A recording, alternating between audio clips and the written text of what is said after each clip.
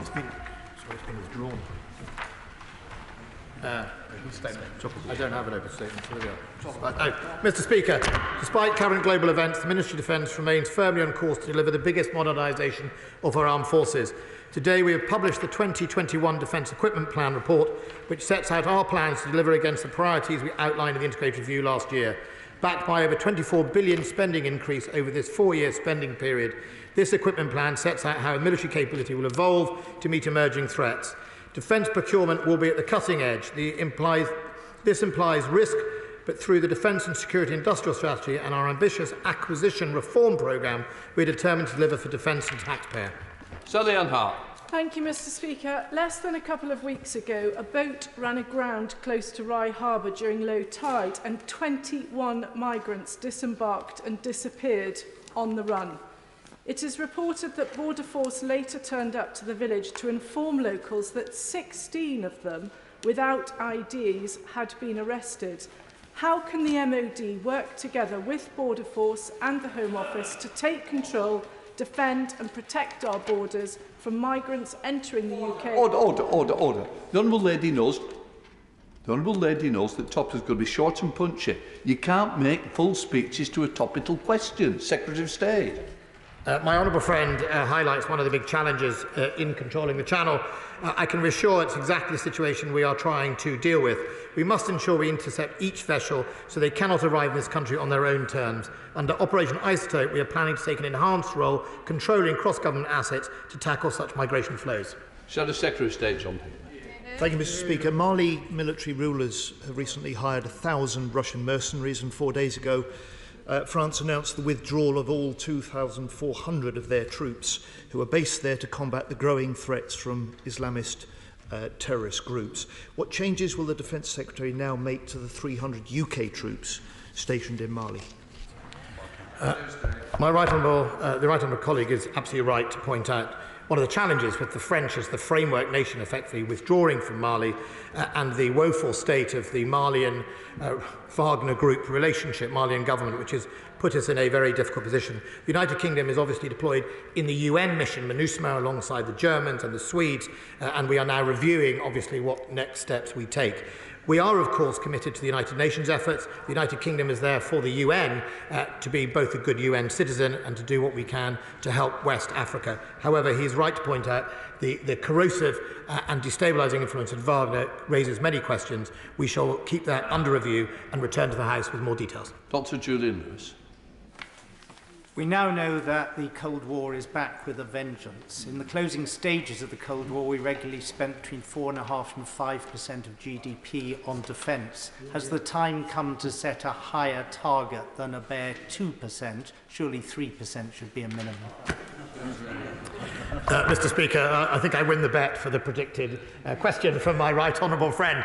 Look, I think it's absolutely clear, as I've always said, that our defence budget and our defence disposition should be based on the threat, and if the threat changes, we should be perfectly open to considering those changes, and we shall do, and I shall certainly pray him an aid if I make the case coming forward. We should also recognise that the alliance collectively well outspends Russia. All 30 nations put together spend hundreds of billions of pounds on defence, way above what Russia spends. That's the strength of alliance. That's why we need 30 members, and that's why we can make a difference to Russia.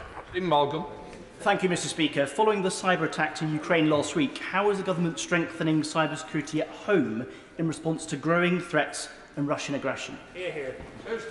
The National Cyber Security Strategy that effectively started under the last Labour Prime Minister Gordon Brown and has developed over the years with significant funding, I think 19 billion in the first 2010 government that established the National Cyber Security Centre alongside GCHQ, has made real step changes in improving our cyber security. We are of course completely aware that Russia plays across the global cyber network, doesn't just focus on Ukraine. We've already experienced a number of cyber attacks over the last few years from Russia. We stand ready to defend against it and will continue to do so. Thank you, Mr. Speaker. As the proud mum of a Royal Navy officer, I have an interest in defence matters. We in Cornwall are very proud of Spaceport Cornwall. Does my right honourable friend see it having a role as part of the defence space strategy? As my honourable friend's son will be well aware, the Daughter, I do apologise. I'm so pleased. I'm even more pleased that the honourable friend's daughter graces the Royal Navy. She will know the increasing importance of space to all the armed forces, and I can assure her that we are actively looking at ambitions to support the wider government ambition to have private companies launch from the UK this year. Mr Speaker, further to the question from the honourable member for Bracknell on the government's response to the immigration costs for armed forces personnel, it's good to hear that consultation response will be published, but can the Minister confirm that he's working to lower the proposed 12-year threshold so that the foreign and Commonwealth community can actually benefit? Can I say to the right honourable gentleman, he doesn't have long to wait. He'll find out on Wednesday. Andrew Lowe. Thank you, Mr Speaker. My constituent's father, as a former Afghan army officer in hiding, wasn't able to get an ARAP. Could I ask the Defence Minister to meet with me to discuss this further, please? Mr Speaker, very happy to meet with my honourable friend, but as he and colleagues around the House will appreciate, and I know it's a disappointment to many, ARAP was never a mechanism for rank-and-file members of the Afghan National Army to come to the UK, but I'm happy to discuss the particular case he mentions. Andrew Gwynn. The UK is now the only atomic nation with no official recognition or compensation to nuclear test veterans and their families. Ahead of the 70th anniversary of the first British nuclear test later this year, will ministers now do the right thing and give these veterans the recognition they deserve? Look, I hear what the honourable gentleman says, and I absolutely recognise that we are now the only country to do so. The last internal review was in December. I've asked officials to go back and look at that again. Richard Drax. My right honourable friend said the amount we spend on defence depends on the threats that we face. Can I remind him that we can't just conjure up battalions, and can, like two honourable members from the other side of the House, please ask him to reverse this disastrous decision to reduce our army by 10,000. The right honourable, my honourable friend has often campaigned on the size of the army. All I would say to him is, first and foremost, we have to recognise that modernisation is an important aspect of making sure our armed forces are fit to fight. There's simply no point having mass in a hollow armed forces. For too long we had that out of step. We either had lots of people and inadequate equipment, or we had expensive equipment and not enough people. This Defence Command Paper put that in balance. That means it can deliver what it says on the tin, and it doesn't let those people down. Gregory Campbell. Mr Speaker, can I thank you, Mr Speaker, for the tribute paid to our dear friend and colleague Christopher Stalford, whom we shall all miss terribly. On a lighter note, can I ask the Secretary of State if he would join with me at the Northern Ireland Air Show in my constituency, where all the armed services each year put on a magnificent display in trying to attract young people to a very rewarding career in the armed services? I'd be delighted to come. Sarah Atherton.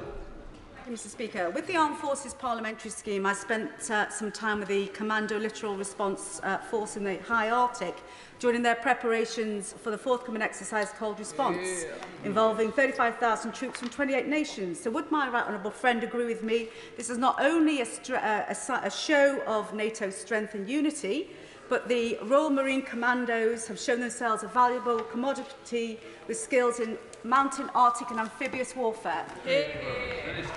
Mr Speaker, firstly, very grateful to Honourable Lady and all colleagues who are part of the AFPS. It's a fantastic thing. She's absolutely right that it is both a demonstration of the way the Royal Marines are transforming and our commitment to NATO, but also the integrated review coming to life, because the littoral response groups in the High North and in the Western Indian Ocean are two of the key new innovations of that paper. Rachel Muscle. Thank you, Mr Speaker. The Ministry of Defence leases 37,500 homes from Annington Homes. 7,230 of these are vacant, while 12,000 Afghan refugees have been in bridging hotels for over 6 months. This just cannot be right. So what is the Ministry of State going to do about this? We've made 550 SFA units available, and and all the questions on this should be directed to local authorities, but we're doing everything we can to ensure that Afghan families get settled in the way they deserve. Dean Russell. Mr. Speaker, last week I had the pleasure of visiting Watford's ex-servicemen club, and where I met the fantastic staff during an evening of darts. I met with Norman McGuigan while I was there, and he's the founder of the Official Minds at War charity, who works closely with Liz Burns, a local resident, and many great volunteers across the country to provide mental health support for veterans. Good jobs help deliver good mental health. So could the Minister please let me know what is being done to ensure service personnel can take up jobs within our thriving defence industry? Thank you. We're fighting over the privilege of answering the question for the honourable gentleman. As my honourable friend said, 21,000 apprentices are inside the armed forces at any one time, and we're also committed to lifelong learning. I think for 5 years after they leave the services, they can apply and get support to retrain. It's a great opportunity for our service personnel who've got terrific skills. Dave Dugan. Does the Secretary of State agree with me that the same esteem, respect and cooperation that the UK enjoys with Australia will also be a feature of UK-Scottish relations on matters defence and security after independence? But crucially, unlike today, Scotland as an independent state will have a seat at the table and a decision-making process role. Absolutely. Speaker, this year the SNP are in favour of NATO membership. Who knows where they'll be at the end of it? Of course, if they want to be part of NATO, they'll have to spend 2% of GDP, given they'll be almost bankrupt. I doubt they'll ever spend anything. Neil Crosby.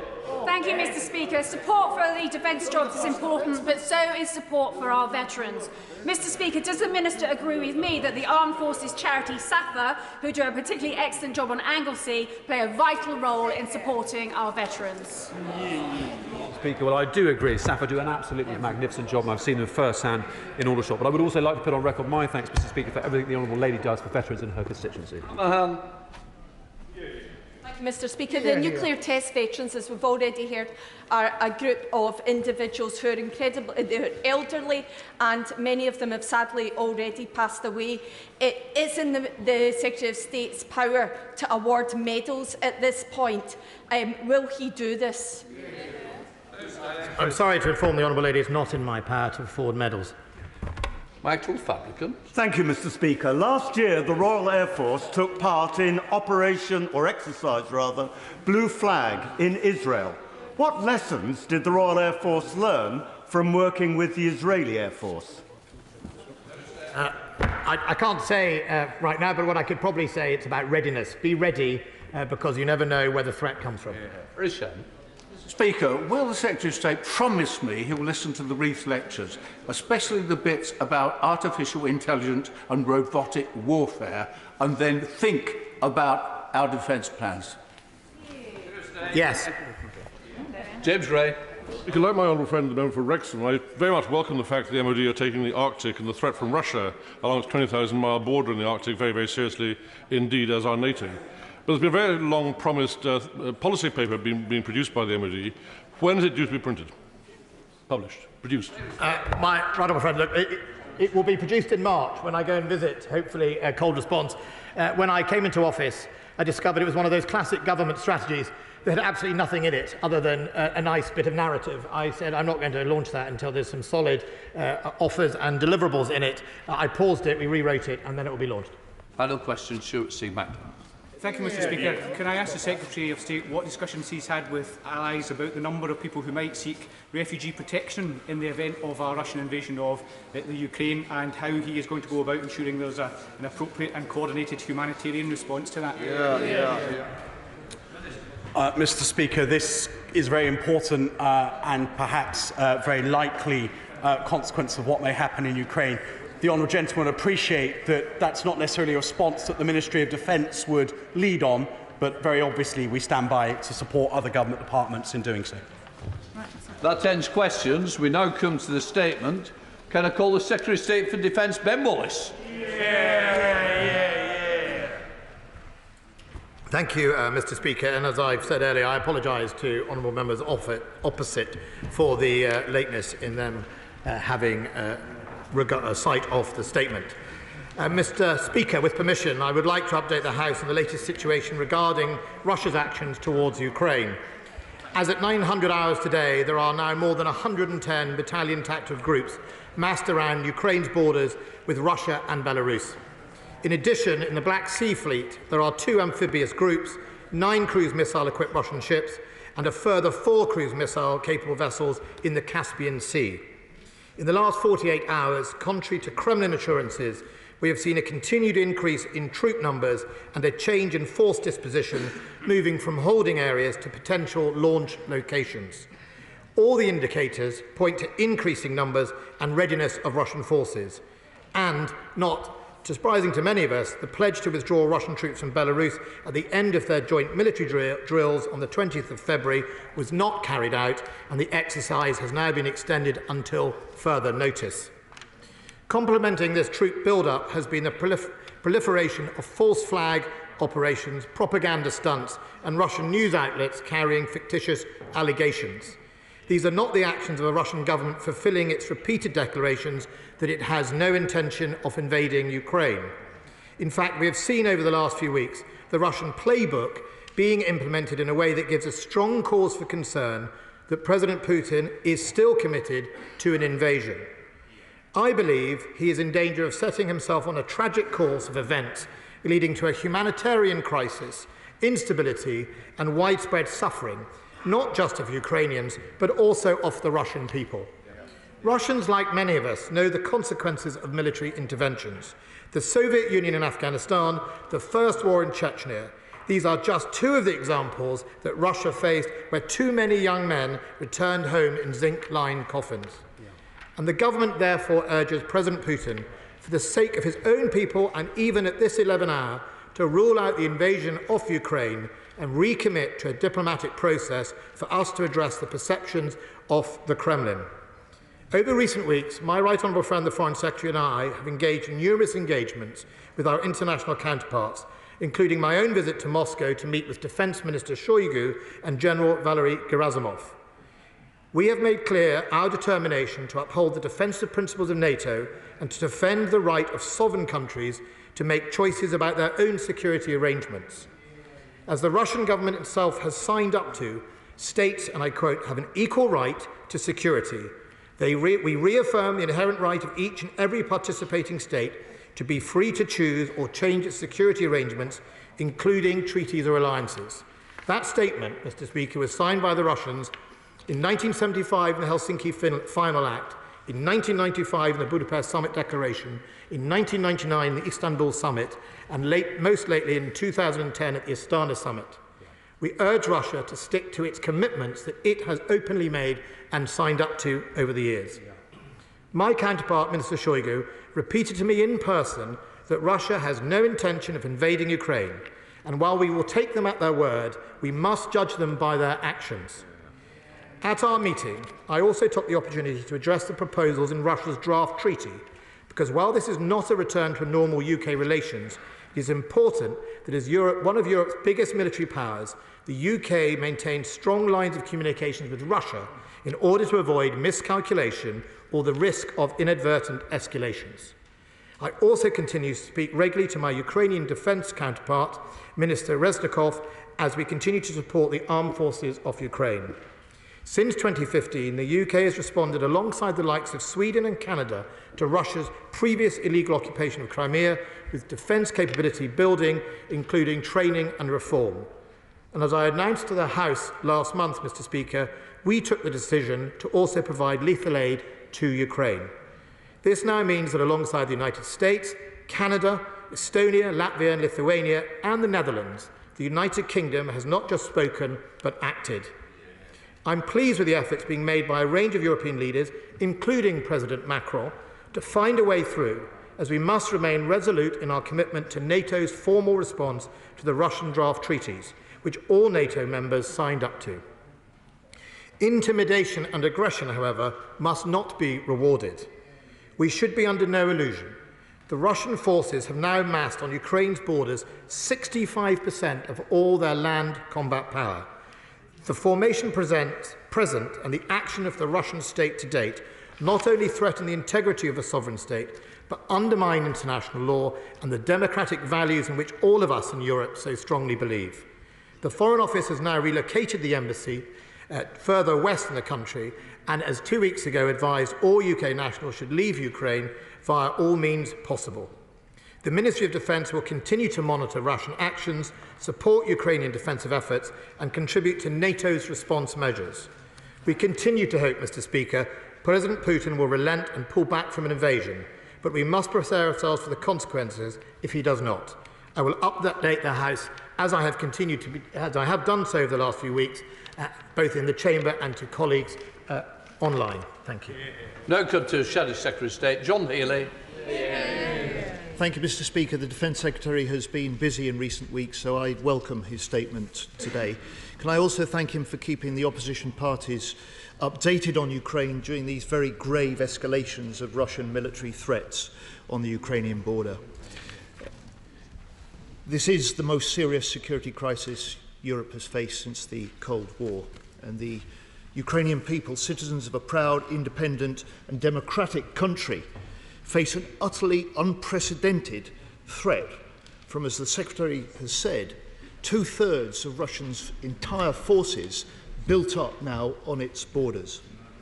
Mr. Speaker, there is unified UK political support for Ukraine's sovereignty and its territorial integrity in the face of this continuing Russian aggression.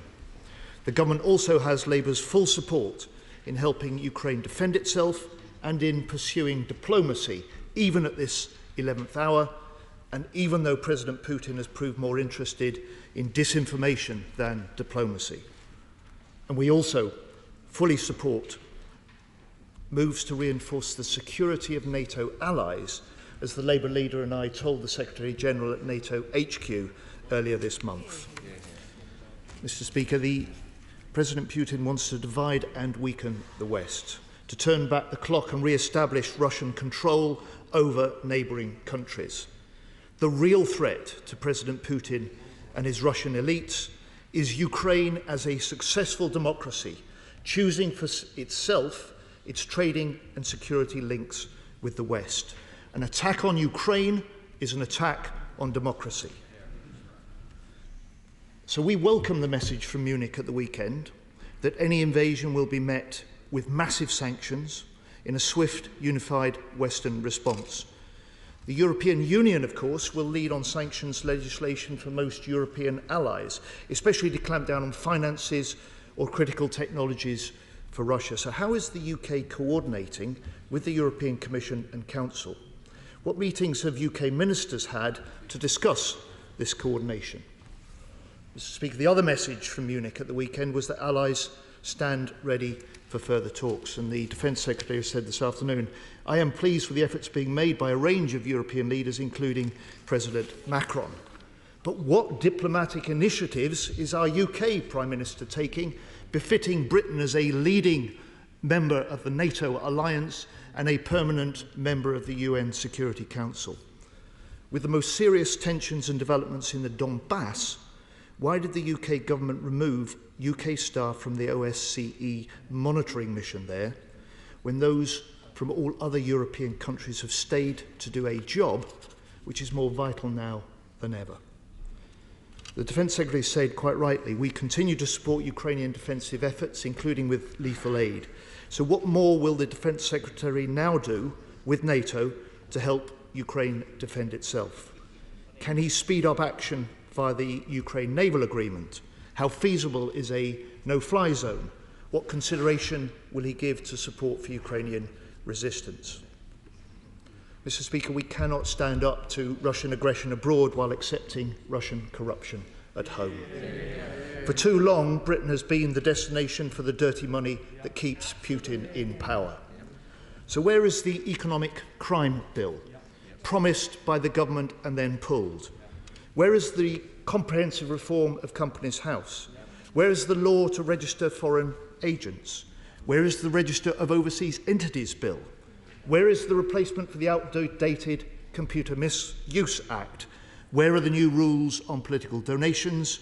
Why does the government's elections bill make these problems worse by enabling political donations from donors based overseas? Whether or not President Putin invades Ukraine, Russia's long-run pattern of aggression demands a NATO response. So can the Secretary of State report from his meeting last week with NATO defence ministers on how the alliance's overall posture is set to change? Can he explain what could be taken to better coordinate NATO with the Joint Expeditionary Force, for instance, creating a regional readiness force? And finally, does Ukraine not expose the flaws in the government's integrated review last year, with its first focus on the Indo-Pacific and with its plan to cut the British Army by another 10,000 soldiers? Will he now halt any further army cuts, and will he restore the highest defence priority to Europe, the North Atlantic and the Arctic? I'm grateful to the Right Honourable gentleman's support, and he will know that throughout this process we are grateful to the government, but also efforts to be united across this House has been one of the strongest messages we can send to Russia, as is we are united across NATO and indeed the EU to make sure that their behaviour is unacceptable.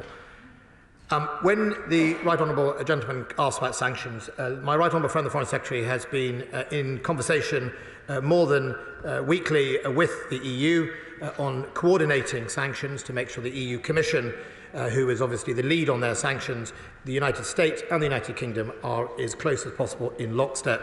The EU have obviously currently taken the position that they will prepare and deliver the sanctions should an invasion happen at that moment. The United States and certainly the United Kingdom has laid before this House their sanctions that they would put in place. That is a different of approach. However, we know from our own experience that the EU can move very quickly at a Commission level when it wishes to do so. And there is no loss of appetite or lack of appetite in the EU to deal with President Putin through sanctions should he make the tragic error of invading Ukraine. And I don't think anyone should play into the differences of timing to suggest that. It is just a simple mechanism of approach. My Right Honourable friend, the Foreign Secretary, also through a group called the Quint++, that is the US, UK, Italy, France and Germany, plus NATO and the EU, are all working together on those type of responses, and they are regularly having discussions. On the issue of OSCE, I can get the exact, I will write to the Right Honourable gentleman about it, but I know that one individual has been in touch. He is obviously a UK citizen, and when the Foreign Office advice was issued, there are certain, obviously, advices to citizens of our country, and if you find yourself in any organisation, obviously, that is our advice to them. However, other members of the OSCE have left, not all of them, but I will get him the full details as well. When it comes to the bigger questions of issues like aid, Ukrainian resistance and further support, he will know that it has been best pursued in a bilateral basis between countries or groupings of countries, such as through lethal aid. There's been much made of the fact that countries such as Germany and France have not done lethal aid to Ukraine. I simply reflect, as I did at NATO last week, that the strength of an alliance of 30 is we can all play to our strengths. That is important, that we recognise that not every country in their political systems or their political leadership is going to have the same view, but as an alliance of 30, we can play to our strengths and we can deliver to Ukraine what it needs. And we've seen, for example, an increase in aid to Ukraine from the likes of Germany, as well as medical supplies. And in other countries such as the United Kingdom and the Baltic states, obviously lethal aid plays a part of that. And I think that's really important, Mr. Speaker, in order to keep going together at the same speed. We recognise that if we're going to tackle Russia, we have to be able to play to that strength. The EU has a strong role to play in helping the resilience of neighbouring countries, such as through migrant flows in Belarus, etc. If 1 million refugees appear in Hungary or Romania or Poland, I would urge the EU needs to step up and think about what it's going to do about millions of refugees on their soil, rather than think about it afterwards. And I think that's where the EU Commission can play a strong role in resilience building. In other areas, his comment on the integrated review. Look, I actually think it's the opposite. If you read the full integrated review and the Defence Command paper, what it showed was we have to be ready.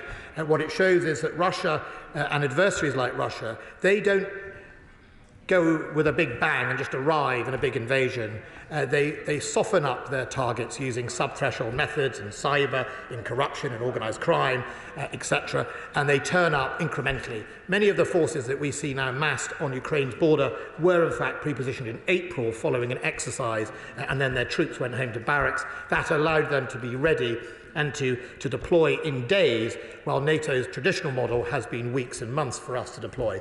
That's why in our Defence Command paper we put a premium on speed and readiness, and if sometimes that premium means a less mass, that's why we have an alliance to pick up on that. We have an alliance of 30 countries. We way outspend Russia collectively as a group of nations and indeed capabilities, and it's why I'm now able to offer our NATO leaders true forces, forces that will actually turn up on the day, rather than what we had even in my day when I was serving in West Germany or North Germany, which was fictional numbers, but actually when you press the button, instead of a division, you got a brigade. And I think that is far more important to show strength to the Russians that we mean what we say and we can deliver on that.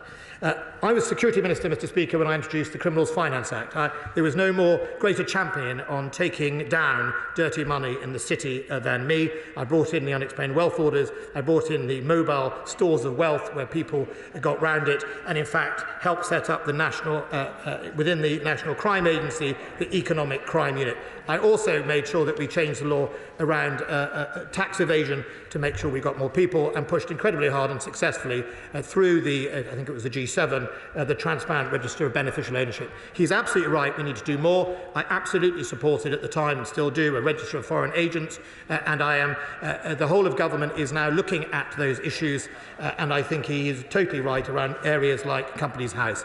The government is committed to do something about it. I expect an announcement soon on a range of those issues, but he's right that the consequences of Russia's action, going way back to Salisbury and before, is that we must stop the oligarchs and their dirty money resident in this country behaving as a place of refuge when in fact they should not be welcome. And if it comes to an invasion of Ukraine, Russia should know what it costs to be isolated. Theresa May. Speaker, can I commend my right honourable friend and the government for the robust stance which they have been taking alongside our American and European allies in the face of Russia's threats against Ukraine.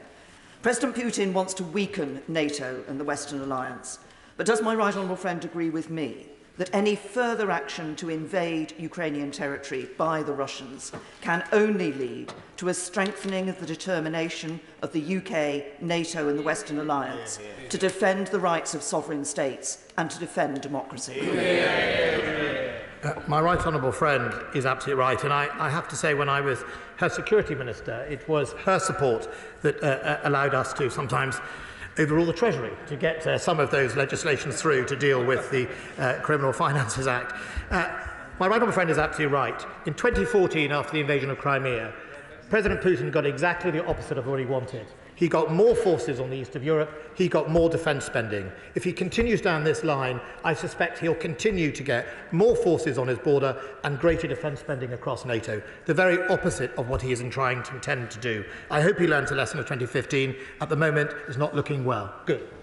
SNP spokesperson Stuart Malcolm MacDonald. I'm grateful, Mr. Speaker. Can I thank the Secretary for advance sight of the statement and the updates he's been giving opposition parties over the previous weeks, and underline that on these benches we are friends of Ukraine, we are supporters of international law, and we support absolutely Ukraine's right and ability to organise its security affairs as it sees fit. But as the Russian Security Council meeting happening as we've been sat in this chamber this afternoon shows us, we have reached a dangerous moment in all of this. The Secretary has mentioned the new sanctions package that was announced by the government just before the recess. And when that package was announced, it stated, quote, that it will give the government the ability to sanction entities and individuals of economic and strategic interest to Russia, but only if there is a further escalation. Well, that escalation has started, Mr. Speaker, and we saw that yesterday, Saturday and on Friday, anyone who was following events in the Donbass region. So isn't it time to start sanctioning individuals and entities of strategic interest now, including those here in this country? And given the importance that disinformation and the entire architecture that the Russian government has to spread disinformation to the conflict it's perpetrating against Ukraine, shouldn't that start with some of those disinformation rackets here, the likes of RT, Sputnik and others, now? The honourable gentleman is absolutely right, and I think the new leader of Alba may like to reflect on his celebrity status on some of those channels.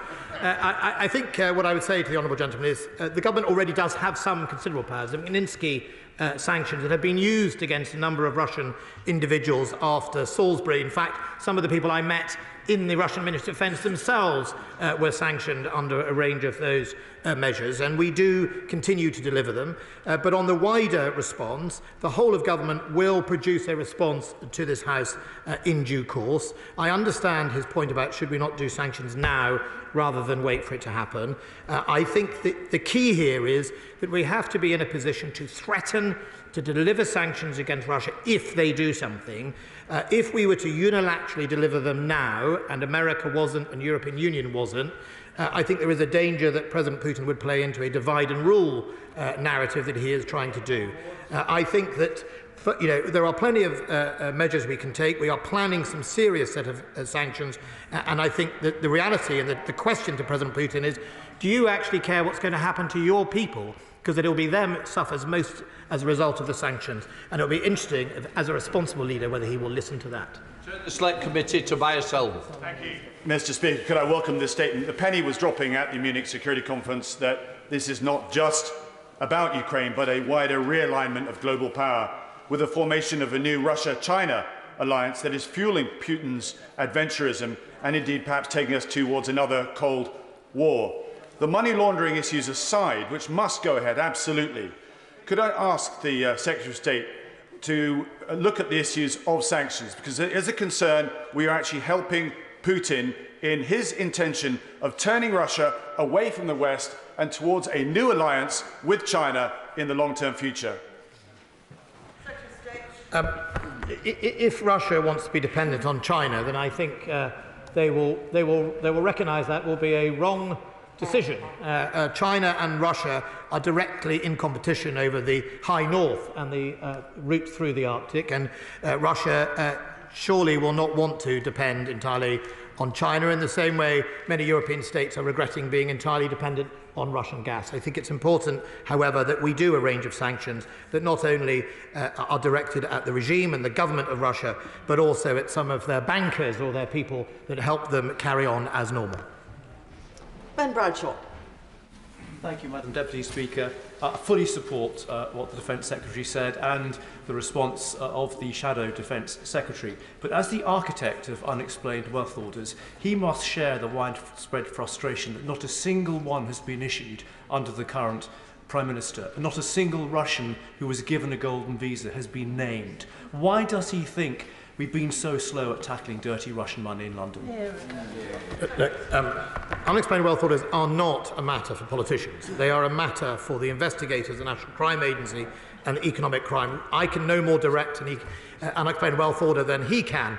Although when I was Security Minister, I was victim of a Russian fraud that tried to purport me having a conversation with the Russian Prosecutor General and directing them. So I am disappointed there are not as many as I had hoped. The legislation was taken through. They are a very powerful model. They have been used on some pretty unsavoury people, and I'm delighted they have been. But he is right. There are not enough to be used. We are quite unique in having them. There aren't many other countries, and we should do more. And I think we should understand why the NCA has not delivered as many as we had hoped.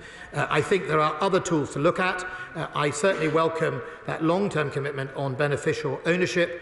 I think the Companies House legislation is something that we'll see soon. I remember being horrified to discover that pretty much even a sanctioned individual could open a company, because I don't even think in those days they were given an identity check. That has to stop. I know they've done some tightening up. It will take legislation, and I hope the whole House will support that.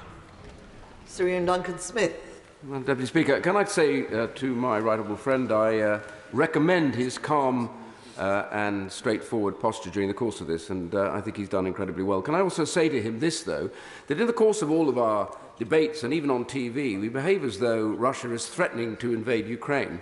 Russia has already invaded Ukraine. They took the Crimea, and they're right now furnishing the Donbass region with munitions to create even further trouble. So when we look at it like this, what worries me slightly is that lots of foreign leaders going over to see Mr. Putin, which is what he wants to do, and then we may just get this position where there's a little scintilla of a little question that says, well, maybe we won't let Ukraine in if they wanted to come into NATO. Maybe we'll make it clear that this is not something that they could get. Can I just get an absolute assurance from my honourable friend that the UK government believes that if the democratically elected government of the Ukraine wishes to do anything and asks to do it, they will be entertained no worse than any other country would do? My right honourable friend makes a powerful point, and we should be true to our values. And the Prime Minister was very clear at Munich that the point he raises is absolutely the case. It is also the case that the NATO response to Russia, which was all 30 members, was very clear on that. We shall hold each other to that commitment, and I think it is absolutely right that now is the time to stand up and say these are our values, they are not up for compromise, we're not going to give a single inch, and fundamentally we are not going to reward a bully. Hilary Benn. Thank you very much indeed, Madam Deputy Speaker. The Secretary of State said a moment ago, he talked about sanctions on Russia if they do something. Can I just press him on this point? We don't yet know for sure whether full invasion will take place, but can he tell the House what the government's response would be if the action taken by Russia, say, took the form of a no-fly zone over Ukraine, or blockading of its ports, or repeated and significant cyber attacks on Ukrainian institutions and governments? In those circumstances, would the government respond with the full sanctions that it's obviously been discussing? I'm grateful to that, honourable member. First of all, let me make something clear. As he knows, there's lots of sanctions already in place after Crimea. So these are about additional sanctions on top of the raft of sanctions the government brought in after that illegal invasion and annexation of Crimea and indeed the Donbass. Look, I think he is absolutely right. Look, many of these aggressive moves, like a no-fly zone, in other words, the threatening of the integrity of that sovereign state, a blockade to free trade, would absolutely warrant a response ranging from sanctions and others. I think we would look at it at the time, but absolutely I agree with him. Be under no illusion, Russia should be under no illusion that threatening the integrity of a sovereign nation, whether that's in the air or on the sea, is exactly the same as threatening it on the land. Dr. Liam Fox. Following the first invasion in 2014, and in order to get round sanctions, Russia has had extensive import substitution and investment in European companies in critical infrastructure and energy, a policy of tolerance, if not appeasement, by European governments. Can I say to my right honourable friend, who I think has been an exemplary Defence Secretary through this crisis, that sanctions alone will not protect Ukraine from a subsequent Russian invasion. They need either substantial improvements in their defence capabilities or a security guarantee, or both. President Putin believes that Ukrainians and Russians are one people. There is no lack of clarity there, and ultimately he can only be deterred by the threatened use of force. The government's taken a position, as have NATO, that it's about deterrence and diplomacy, and deterrence does involve the recognition that shoring up NATO members with resilience and containment measures to make sure that Russia is contained should it make that foolish mistake of invasion of Ukraine is upheld. That is done by our forces. That's why we've made available even more, including 1,000 members of the army on standby, currently in the UK, to send elsewhere. But I also think he is right that this, at the heart of this, is about defending Ukraine's right to choose. Not what it does with that right, but fundamentally a democratic nation has chosen something. We should respect that. And we are on the cusp of an invasion of a democratic country in Europe. That should worry us all. Jamie Stone. Thank you very much, Madam Deputy Speaker. And I'd like to thank the Secretary of State for an advance copy of the statement. Now, let's be clear about this. If Russia invades Ukraine, there will quite rightly be massive sanctions placed on Russia. And if that happens, we can expect a salvo of cyber attacks on the United Kingdom. So I seek two reassurances from the Secretary of State. Firstly, that we have the best possible defences against cyber attacks, but also what is good for the goose is good for the gander. If necessary, we can use cyber warfare to give as good as we get back to Russia. The Defence Command paper published last year set out plans to establish and grow to a significant size the National Cyber Force, which is the United Kingdom's offensive cyber capability to complement our defensive capability. That is a joint GCHQ and defence agency. It will be based in the northwest of England. It has already been established and starting to grow. I can't comment on the operations it will undertake. I'm a soldier. I was always taught the best part of defence is offence. Dr. Julian Lewis. Thank you, Madam Deputy Speaker. What will the government do to try and impress on President Putin that even if he invades the rest of the Ukraine without military comeback on behalf of Ukraine, it would be a fatal error for him then to think that he could invade an outlying NATO state, one of the Baltic states, for example, without an attack on one rightly being considered to be an attack on all NATO members?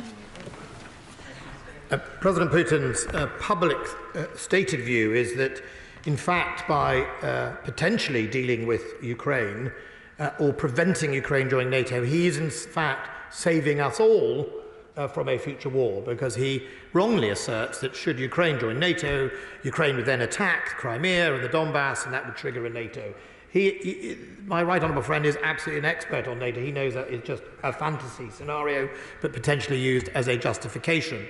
And I think it's therefore very important we demonstrate that, yes, with Ukraine not being in NATO, we, however, can do our best to protect their right to choose, but also that we make sure it very, very crystal clear to the President of Russia that, try this with NATO partners, and no matter how big and how small, Article 5 is a reality. Barry Sherman. Madam Deputy Speaker, I'm particularly fearful of the possibility of an outbreak of war in Europe. I was born not far from here during the worst blitz of the war with Nazi Germany. And every time I think about war, I remember my family, my father away at war, bombs raining down, killing our neighbours. So no one can give me lectures on this. We must show these despots and dictators firmly that we mean business in every sense. Will he join me in sending that message to Putin? And I've been very consistent, and like him, and like a number of my colleagues on this side of the House and on the front bench, and indeed some on your side, whether you have been born in a Second World War environment or you have seen people at the wrong end of a terrorist attack or death and destruction, no one comes here glowing with warmongering in their heart. They come here trying to do their very best to avoid it. But of course, we also know that freedom comes at a cost. Freedom is not free, as the South Koreans know and put on their war memorials. And we have to stand up to this, because we didn't stand up in 2014 as an international community. We didn't stand up as an international community enough. We did send a very successful and strong message after Salisbury poisoning, and 153 intelligence officers were expelled. But, the ripples of this being successful for President Putin will not end. They will go through us all, and we will all regret it in the long run. And sometimes that means taking a stand, and I think now is the time. Bob Stewart. Oh, thank you, Madam Deputy Speaker. I understand that the Duma passed a resolution that the Donbass and the Crimea were to be incorporated into Russia. This in some way gives Putin some sort of legality if he was to think of invading. If Putin was to replace the so-called little green men in the Donbass with regular Russian soldiers, could we expect NATO and the West to respond with just as much severity when we're talking about sanctions as if he'd invaded the remainder of Ukraine? Look, I think we have, as you say, put in a raft of sanctions already. I think Russian regulars have come and gone in Donbass already. They're already heavily based in Crimea to a significant number. They take it as their own. This latest Donbass, I think it's a resolution about the Donbass in the Duma, is of course worrying, and we should all recognise that this is effectively a motion over a sovereign state they have no legal international law authority over, and we should not recognise it. The Prime Minister has been very clear that one inch over the border on this incursion will lead to the sanctions. One boot, one tank, one vehicle, and we won't accept it as anything other than an invasion. It's not an interversion, it's not an incursion, it's an invasion, and we will stick to that line. Jeremy Corbyn. Thank you, Madam Deputy Speaker. At this incredibly dangerous time, I noticed that the Defence Secretary did not mention or say much about the Minsk agreement. Does he think this is a way that we can go back to further talks? And would he be prepared to countenance, if the Russians pull back, any reduction in the NATO presence on the border as well, in order to bring about a longer-term secure peace in the region?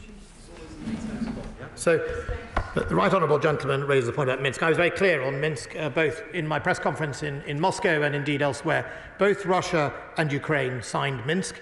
He will know that in those type of treaties, such as we found with the Good Friday Agreement, the treaty is one thing. Rolling up your sleeves and delivering the sequences in the right way is the big challenge. We all remember that from things like decommissioning in Northern Ireland. Easy to write a Good Friday Agreement, hard to deliver. Same for the Minsk Agreement. But we all recognise that the Minsk Agreement is one of the ways through. It should be.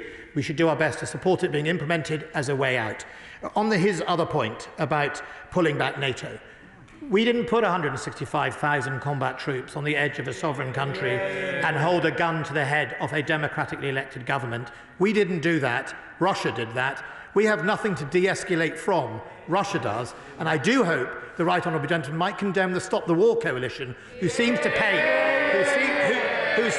always paint us as the aggressor. Maybe he'd like to go and ask the people of Ukraine what he actually thinks who the aggressor is. John Whittingdale.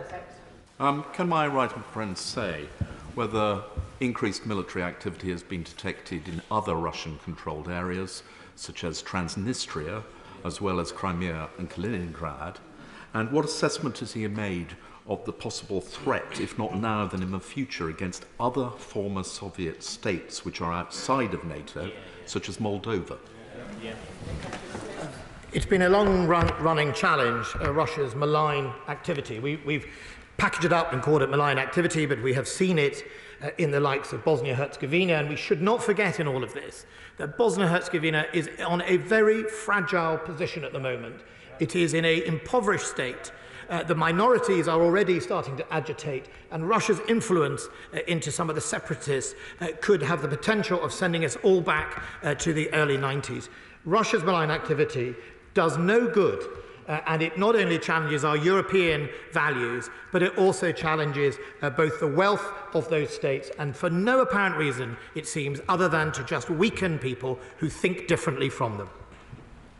Chris Bryant. Thank you, Madam Deputy Speaker. I fear things have moved on yet further today. Mr Medvedev has said two things which are very disturbing. First, that it will be perfectly possible to recognise the independence of Donetsk and Luhansk.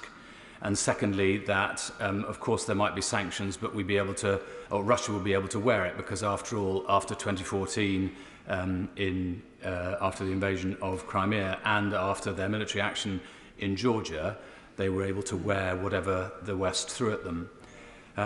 Can he confirm that only a third of those areas that I've just referred to are presently held by separatists? So recognising or trying to enforce some independence for those areas would mean a very significant invasion of Ukrainian territory, including areas that are not presently held by separatists at all. Secondly, that Ukrainians, if anything, are more determined now than ever to face towards the West because of precisely what President Putin has been doing over these years.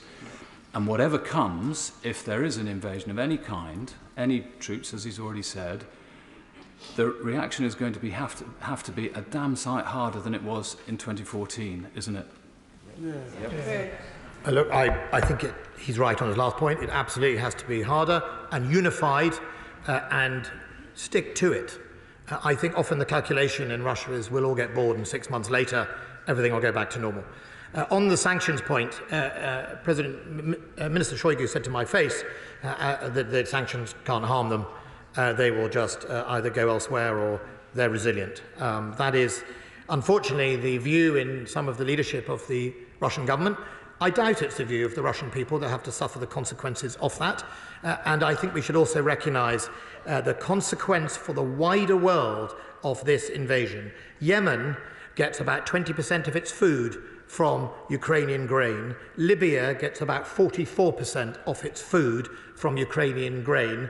What would happen to those countries with rising food prices, shortage of food, is a horrible consequence that we must do everything to avoid. This is a global problem. Ukraine matters. Our strength of resolve matters, because as he and I will know, there are other bigger countries looking at how much resolve we have to stand by our values. Alicia Cairns. I'd like to thank the government and civil society organisations for all they're doing to expose false flag and disinformation efforts from the Kremlin. But Putin has just finished his extraordinary meeting of the Security Council, where again overwhelming support has been given to recognise the independence of the so-called Donetsk and Luhansk People's Republics. Before he announces his plans tonight, will my right honourable friend please call this out for what it is, a dangerous precursor to the illegal annexation of these lands? And will he also confirm that despite our focus on preventing further invasion, we do not tacitly accept that those territories currently illegally held are rightly Russian? We all accept that the 2014 invasion of the Donbass and Crimea was an invasion of a sovereign territory, and nothing changes that. And all our NATO allies agree on that entirely and have recognised not 1 inch of those lands, including, by the way, China has still not recognised the Donbass. That's an important message, I think, to President Putin. For all of our issues with China, I do not think wants an economic schism in the heart of Europe at this moment in time, and I think that is something that hopefully President Putin will rely on.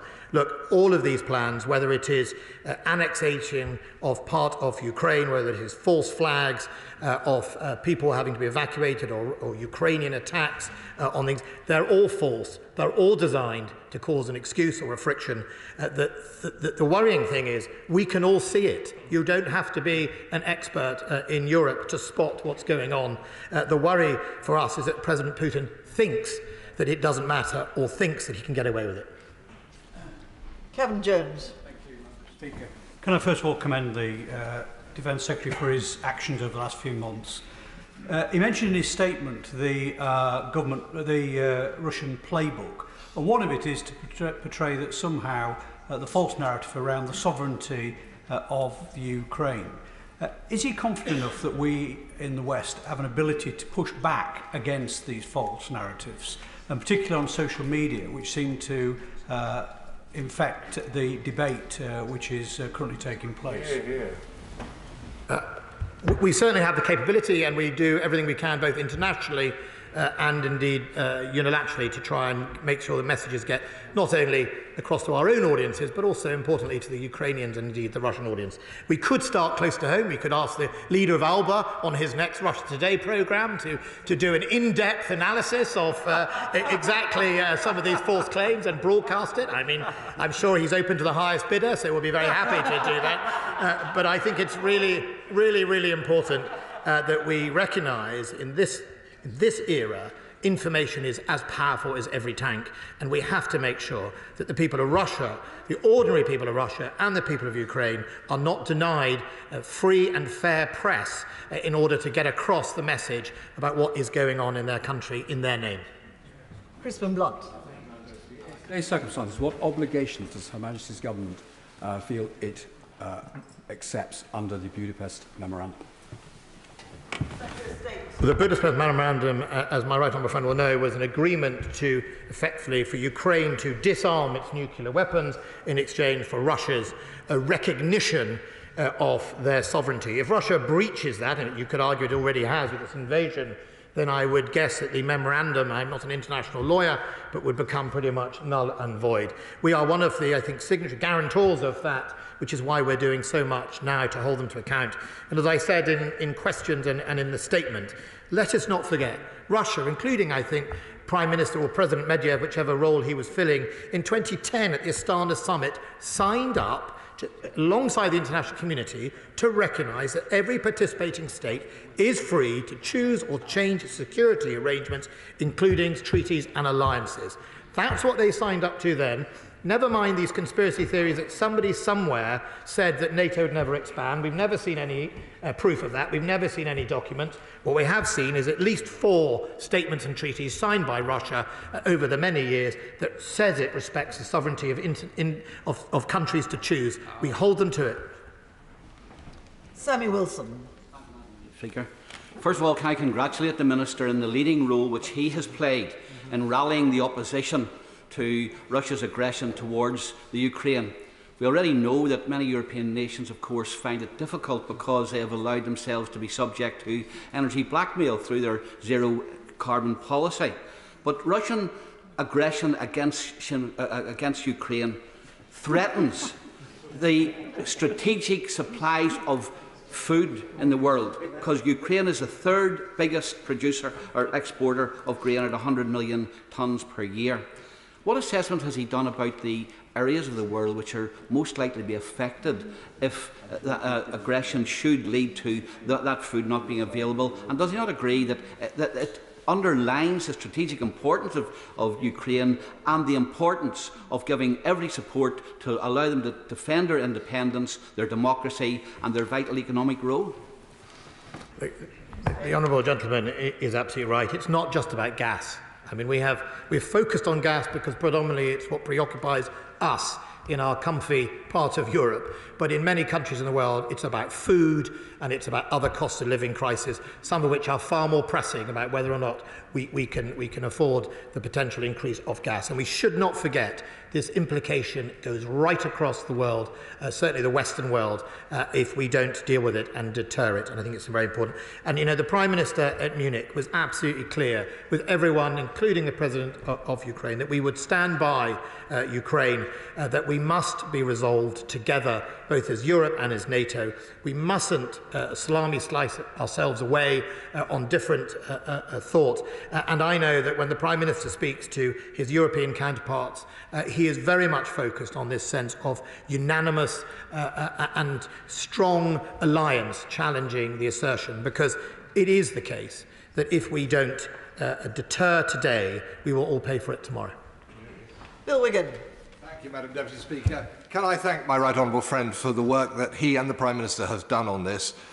Having visited Georgia and seen for myself what Russian incursions look like, if the Ukraine is invaded, will Georgia be admitted to NATO? Well, look, it's for Georgia and its relationship with NATO and NATO collectively to recognise its decision, or whether it does accede. Fundamentally, as the Prime Minister has been clear as he knows, that it is about maintaining the open door policy of Ukraine, of sovereign states. And I said to the Russians very clearly, you know, NATO doesn't go around choosing people. People choose NATO. They choose our values, and that's how it's done. There is no secret plot to go around undermining or dividing Russia.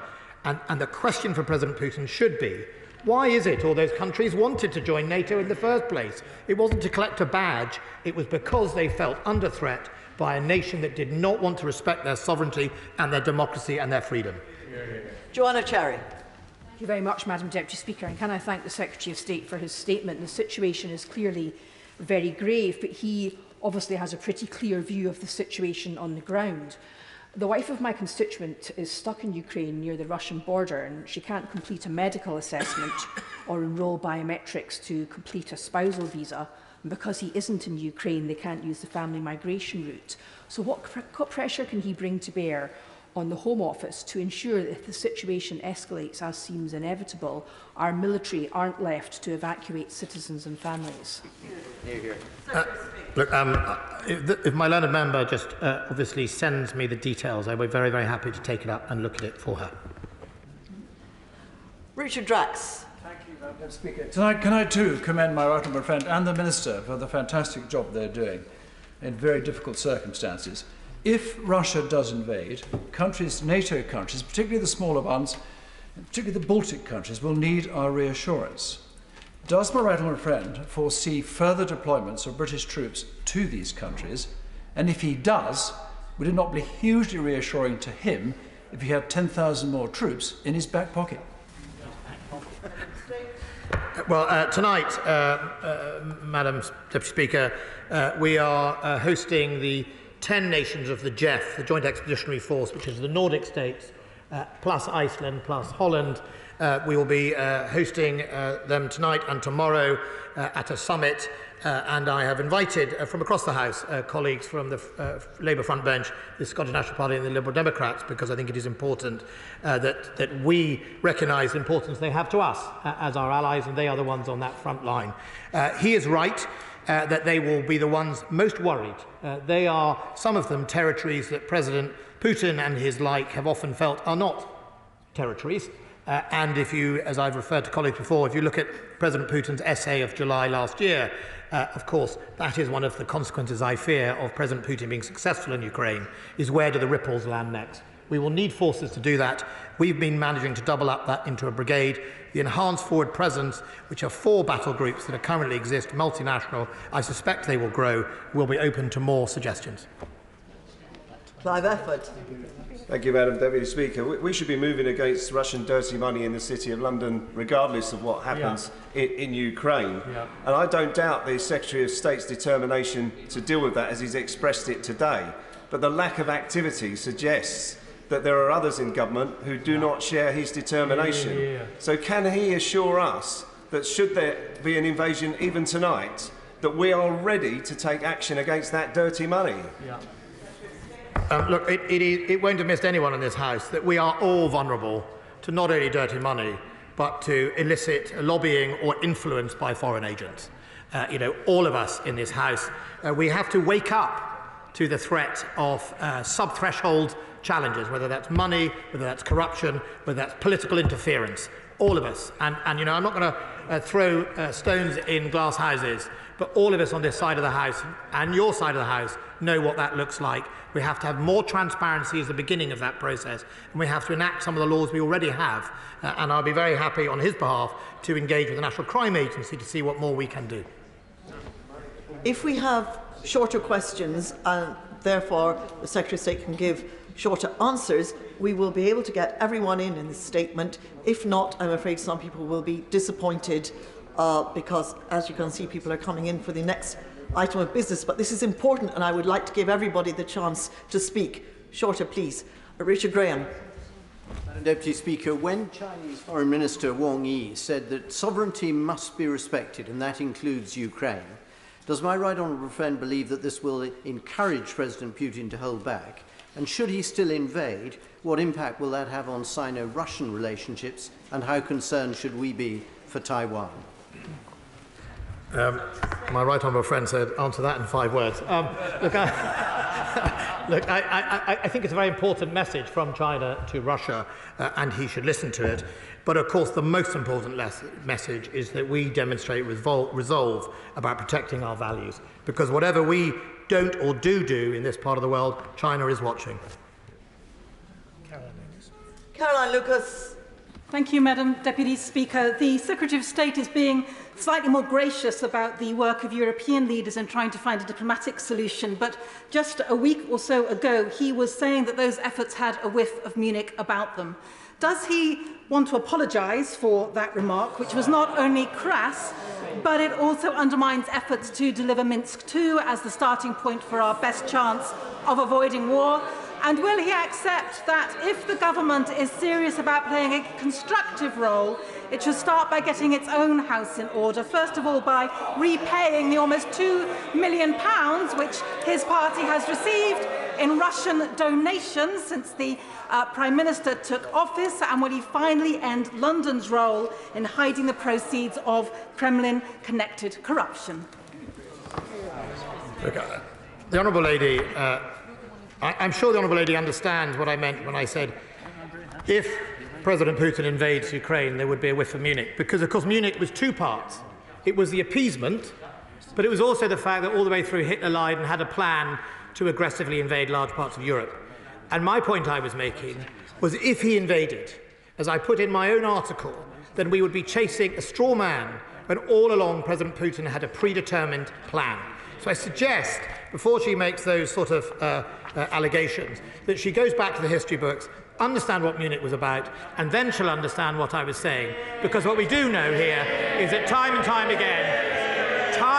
time again, President Putin has ignored international law, ignored human rights, invaded countries, murdered British people on these streets through his orders in the GRU, and all she can do here is come here, stand up and tell us that we're in the wrong. Maybe she should go to Moscow and tell it themselves. John Barron. Thank you, Madam Deputy Speaker. I know my right honourable friend will agree. That George war is preferable to war. But does he accept that, given Russian ambitions regarding Ukraine and events elsewhere, including the South China Sea, that the time has come finally for the UK to accept that we need to substantially increase our defence spending on a sustainable long-term basis, because George war is far more effective if you've got a strong armed forces? The Prime Minister supported and delivered the biggest increase in defence spending since the Cold War. The £24 billion extra was also to modernise our armed forces, as well as to make sure we were able to enter new domains where we are threatened by both Russia and other adversaries. That is the right track. We've always been consistent, as has the Prime Minister, which is fundamentally, if the threat changes, we should always be open to review. I think that's important. We should also recognise that we achieve our strength in the West through our alliances on our values and alliances on our defence spending. NATO is the best alliance for that. It is the keystone of European security. Our spending outstrips Russia, and our forces do as well. The only thing that we must make sure we continue is resolve. Resolve is what this crisis is about. We're resolved, the Prime Minister is resolved, the United Kingdom's resolved. We're going to stand up for our values against Putin's aggression. Dave Dugan. Deputy Speaker, from a logistical perspective, what efforts are being made to ramp up the provision of the Ukrainian military's specific requests for additional equipment and parts from the Ministry of Defence? How is this resource being coordinated with international partners to secure all the required resources and kit needed for the Ukrainians to defend themselves, and how are they being trained in its use? I'm in constant contact with my defence counterpart in Ukraine. We talk regularly. The Prime Minister and the Foreign Secretary has been incredibly supportive. We're currently at the stage where we have supplied, as I talked about, the anti-tank weapons and other non-lethal equipment. Britain has been side by side with Ukraine since 2014-15, so there's been significant amounts of training and capacity building, and we will continue to look at what other options are available. We have those discussions. Where we can, we meet their demand. Where not, we try and help other people meet it. Robert Jenrick.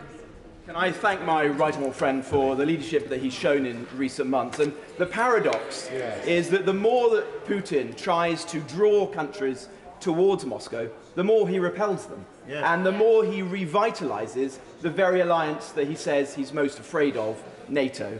But can I ask him specifically on sanctions? Will the UK, when it brings forward its package, ensure that they are synced with those from the United States, include action to prevent UK banks from handling foreign currency transfers from Russian state-owned banks, and include, as I know colleagues in the United States Senate would like to, specific sanctions against Nord Stream 2? The President of the United States was very clear that he will stop Nord Stream 2. I listened to that press conference like everybody. Also, on the raft of sanctions the government has brought forward, they are intelligently targeted. They build on already existing sanctions after Crimea, but of course we'll continue to keep those measures under review. Williams. Speaker, Mr. Putin is actually holding an unscheduled meeting with the Russian Security Council today, which he says in fact will decide on the recognition of the two breakaway republics. What would be the implication for the Minsk protocols of such an eventuality? Well, I think, as I said to the honourable gentleman from Islington, we do urge both parties to have regard to the Minsk agreement. The Russians only a few weeks ago were saying it should be a Minsk agreement. I think some of those measures go exactly against the Minsk agreement, and perhaps that is a clue to maybe what the real intention is. Smith. Thank you. Madam Deputy Speaker, when last month I was in Donetsk Oblast with some members of the Foreign Affairs Committee, there was some sniper fire across the line of contact from Russian supporting forces. But what assessment has my right honourable friend made of recent false flag operations in recent days and indeed recent hours?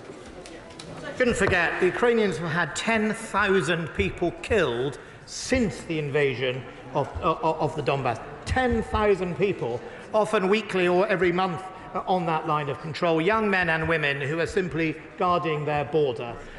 The false flag operations have been growing. I think there is a worrying trend that what we've seen recently fits the bill or the playbook of what we can expect as the Russian government potentially seeks to destabilise and confuse the picture. We're not confused. We know what 160,000 troops mean, and so does the international community. Rachel Maskell. Thank you, Madam Deputy Speaker. Maintaining a diplomatic focus is absolutely crucial at this time, but could the government say what diplomatic focus they're bringing to Russian allies across the world? I haven't heard the Defence Secretary talk about that. Well, the marked difference between Russia is they don't have any allies. Belarus is their only ally. By your friends you shall be judged. Belarus is it. That's one of the problems for Russia. It fails to recognise that international alliances are a sign of both civilised society and human rights. If you want to be on your own and stuff everyone else, you end up like North Korea. We would try and use our allies. We are certainly trying people who have more influence than others, but fundamentally it's going to be in the mind of President Putin what he does next. Andrew Bridgen. Thank you, Madam Deputy Speaker. To what extent does my right honourable friend believe the undignified withdrawal from Afghanistan by ourselves and our allies has emboldened President Putin and contributed to setting in train events that are now unfolding on the Ukraine border? President Putin wrote his article last July before the Afghanistan withdrawal, so I think that is the biggest symbol of what his ambitions were. But it is absolutely the case that people who don't agree with our values sniff lack of resolve and take action. That's why we have to be resolved. Margaret Ferrier. Madam Deputy Speaker, what assessment has the government made of the threat against vulnerable minorities in the Ukraine, such as religious or ethnic minorities or members of the LGBTQ+ community? What discussions has the government had with international allies about preventing widespread human rights abuses in the event of an invasion? In the event of an invasion, it doesn't matter whether you're a minority or a majority. The Russian government's attitude to those people that disagree with them, either at home or in another country, is woeful and dangerous. Peter Bone.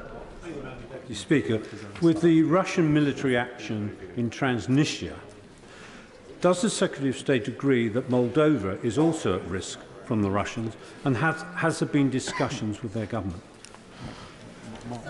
Countries are at risk, often embolden President Putin, which is why one of the reasons we are where we are today is post-2014, 2015. Maybe the West was not tough enough on that initial invasion. Moldova, many other countries, smaller countries in NATO, Bosnia-Herzegovina are all causes for concern, and we must therefore recognise that now is not the moment to take the eye off the ball of places far away of which we sometimes know nothing. Jim Shannon. Deputy Speaker, can I thank the Secretary of State for his answers to the questions? With the latest news regarding Russian Security Council meetings that invasion is imminent, will the Secretary of State underline what human aid support is available for the ordinary, decent people of Ukraine? What has been done to provide medical supplies for the civilian casualties, which will undoubtedly be high when civilian militias are giving young and old with no weapons training arms to try and save their country?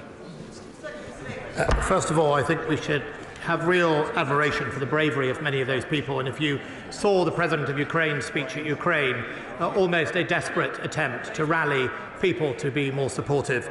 A number of countries, including Germany, for example, have supported with field hospitals and medical assistance. That is as important as lethal aid. We will do what we can, and I know many other nations are. Raymond Shishti. The stance and leadership the Secretary of State has taken with regards to preserving our international rules-based system. With regards to a specific issue where there is a loophole where Russia gets its money from, under the IMF's SDR, special drawing rights, 650 billion last year were allocated to states around the world. and Russia got $17.5 billion. I and my US counterpart, Congressman Hill from Little Rock, wrote to our respective governments asking them to put conditions to IMF SDR allocations. Will the Secretary of State now re-look at that issue so that we can look at all loopholes along with firm sanctions? My honourable friend, the Chief Secretary of the Treasury, is here and will have heard that question. I will be delighted to refer it to the Treasury. Mr. Speaker, Russia's already clearly mounting an absolutely massive disinformation campaign, especially through social media. Does my right honourable friend agree that it's vital that we and our allies communicate very clearly to Russians, Ukrainians and our own domestic audience that our and NATO's actions are very simple? They're about Ukraine's right to self-determination and sovereignty and essential to maintaining peace in Europe. It's absolutely about the right to choose. And don't just take it from me, take it from the President of Finland, who made an outstanding speech in New Year's Day about that right. Jameson. Mr. Speaker, thank you. History's proven that conflict between near-peer or peer adversaries gets very ugly. While I accept that NATO's potential for direct intervention is limited due to Article 5, what planning has been conducted for a possible cross-border refugee and humanitarian catastrophe? It's incredibly important that NATO seeks to use the extra troops to provide both resilience, reassurance and containment. One of the reasons we have up to 400 Royal Marines in Poland is to assist Poland should a catastrophe happen and huge amounts of refugees pour across the border. I would urge the European Commission to make deep plans about what it's going to do with potentially massive migrant flows in a light of scale we have not seen since the Second World War. Before we come to the statement on COVID, I would like to point out that the British Sign Language interpretation of proceedings is available to watch on Parliament Live TV. We now come to the statement. Prime Minister. Mr. Speaker, with permission, I'll make a statement on our strategy for living with COVID. And before I begin, I know the whole House will join me in sending our best wishes to Her Majesty the Queen for a full and swift recovery. It is a reminder that this virus has not gone away. But because of the efforts we've made as a country over the past 2 years, we can now deal with it in a very different way, moving from government restrictions to personal responsibility. So we protect ourselves without losing our liberties and maintaining our contingent capabilities so we can respond rapidly to any new variant. Mr. Speaker, the UK was the first country in the world to administer an approved vaccine and the first European nation to protect half our population with at least one dose. And having made that decision to refocus our NHS this winter on the campaign to get boosted now, we were the first major European nation to boost half our population too. And it's because of the extraordinary success of this vaccination programme that we've been able to lift our restrictions earlier than other comparable countries, opening up last summer while others remained closed and keeping things open this winter while others shut down again, making us one of the most open economies and societies in Europe, with the fastest growth anywhere in the G7 last year. And while the pandemic is not over, we have now passed the peak of the Omicron wave, with cases falling, hospitalisations in England now fewer than 10,000 and still falling, and the link between infection and severe disease substantially weakened. Over 71% of all adults are now boosted in England, including 93% of those aged 70 and over. And together with the treatments and scientific understanding of the virus that we've built up, we now have sufficient levels of immunity to complete the transition from protecting people with government interventions to relying on vaccines and treatments as our first line of defence. As we have throughout the past 2 years, we will continue to work closely with the devolved administrations as they decide how to take forward their own plans. And today's strategy shows how we will structure our approach in England around 4 principles. First, we will remove all remaining domestic restrictions in law. From this Thursday, 24th of February, we will end the legal requirement to self-isolate following a positive test. And so we will also end self-isolation support payments, although COVID provisions for statutory sick pay can still be claimed for a further month. We will end routine contact tracing and no longer ask fully vaccinated close contacts and those under 18 to test daily for 7 days. And we will remove the legal requirement for close contacts who are not fully vaccinated to self-isolate. Until the 1st of April, we will still advise people who test positive to stay at home, but after that, we will encourage people with COVID-19 symptoms to exercise personal responsibility, just as we encourage people who may have flu to be considerate to others. Mr. Speaker, it's only because levels of immunity are so high and deaths are now, if anything, below where you would normally expect for this time of year, that we can lift these restrictions. And it's only because we know Omicron is less severe that testing for Omicron, on the colossal scale we've been doing, is much less important and much less valuable in preventing serious illness.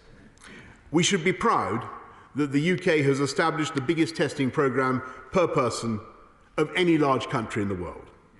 This came at vast cost. The test, trace and isolation budget in 2020-2021 exceeded the entire budget of the Home Office.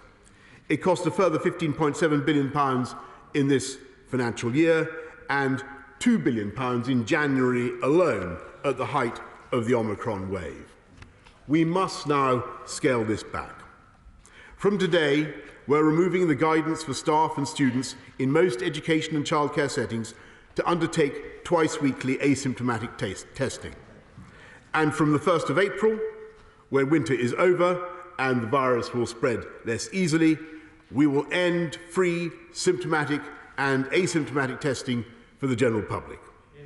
We will continue to provide free symptomatic tests to the oldest age groups and those most vulnerable to COVID. And in line with the practice in many other countries, we're working with retailers to ensure that everyone who wants to can buy a test. From April the 1st, we will also no longer recommend the use of voluntary COVID status certification, although the NHS app will continue to allow people to indicate their vaccination status for international travel.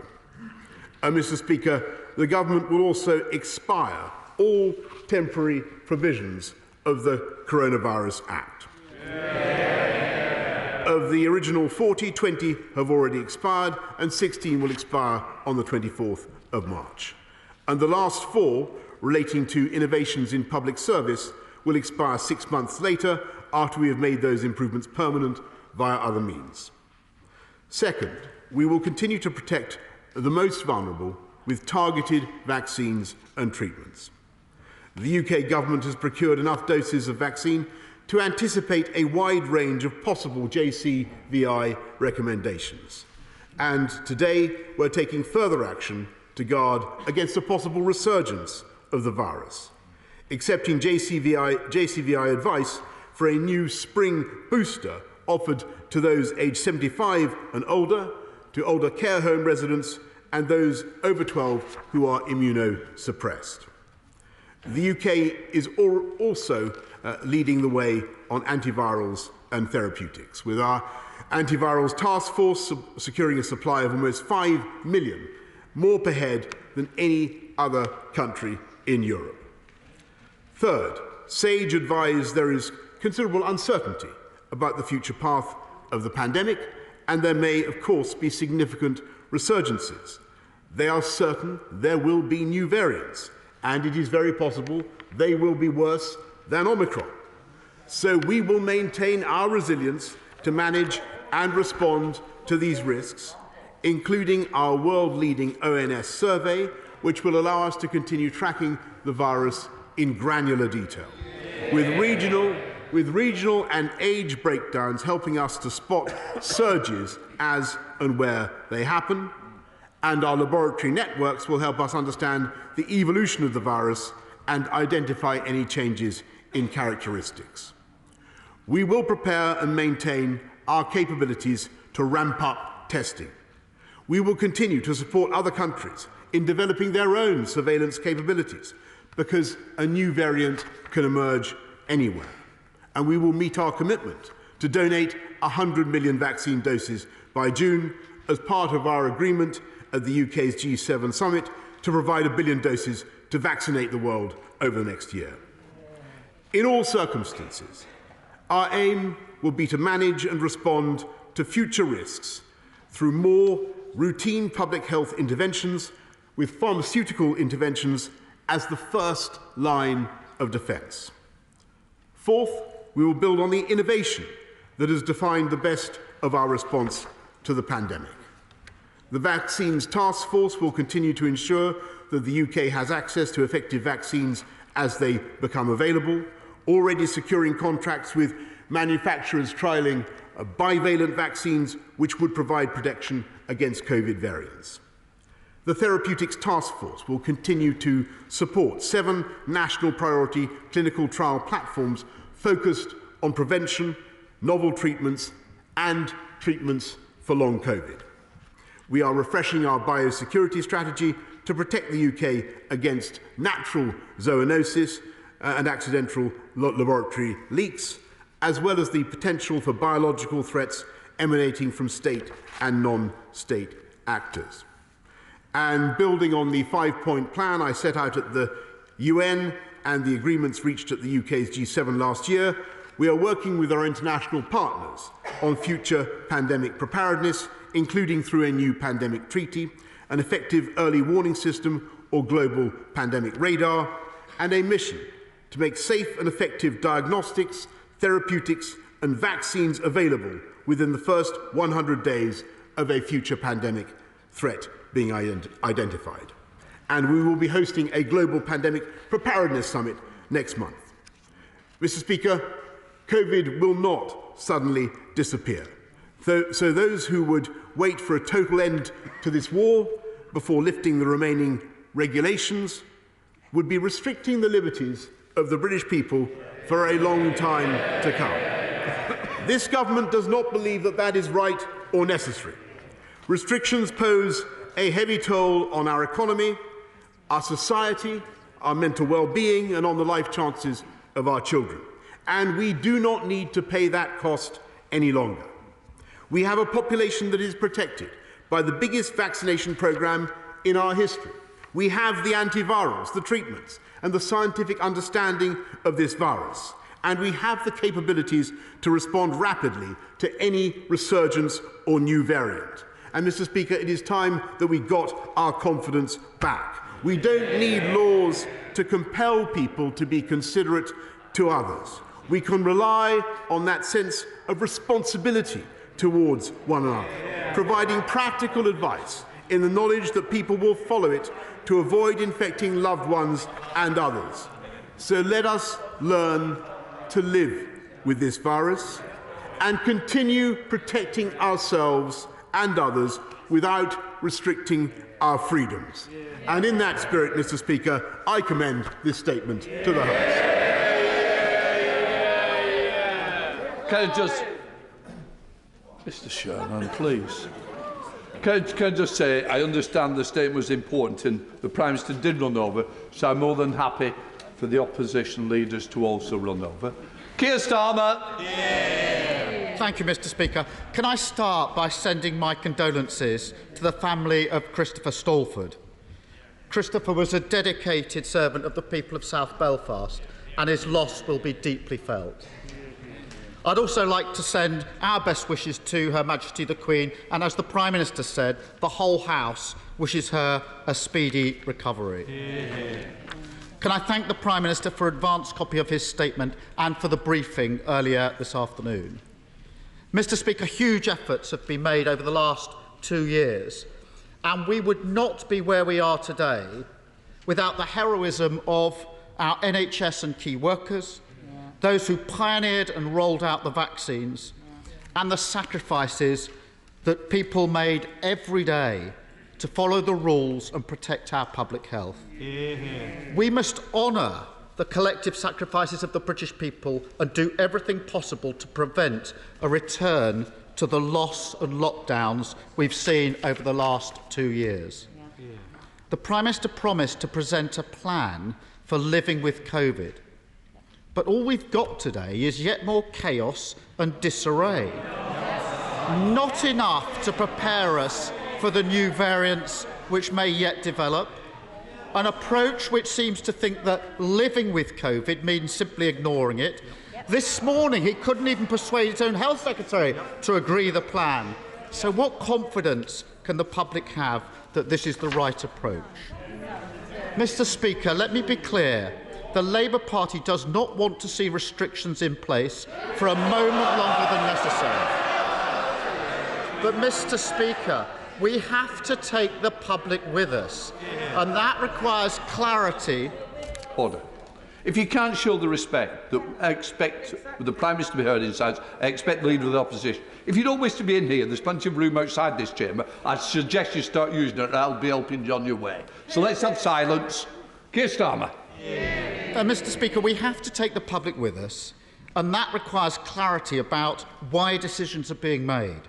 So will the Prime Minister publish the scientific evidence behind his decision to remove the legal requirement to self-isolate, including the impact on the clinically extremely vulnerable, for whom lockdown has never ended?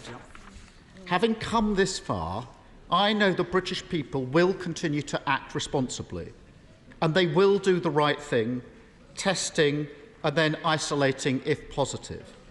What I can't understand is why the Prime Minister is taking away the tools that will help them to do that. Free tests can't continue forever, but if you're 2-1 up with 10 minutes to go, you don't sub off one of your best defenders. The Prime Minister is also removing self-isolation support payments that allow many people to isolate and weakening sick pay. These are decisions which will hit the lowest paid and the most insecure workers the hardest, including care workers who got us through the toughest parts of the pandemic.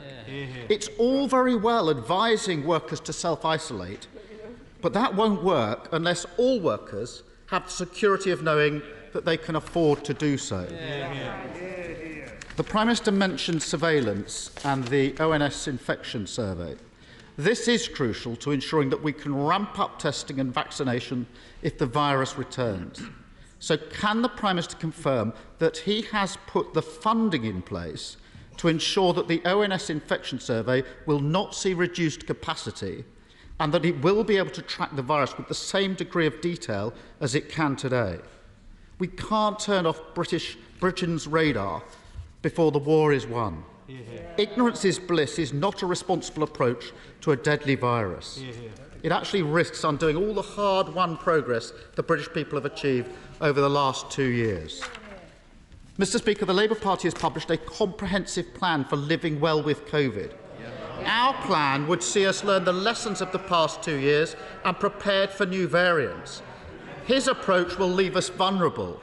Where's the plan to secure the UK's supply of testing? Why are schools still not properly ventilated? As a nation, there is no doubt we need to move on from COVID. People need to know their liberties are returning and returning for good. But this is a half-baked announcement from a government paralysed by chaos and incompetence. It is not a plan to live well with COVID. Thank you. Prime Minister.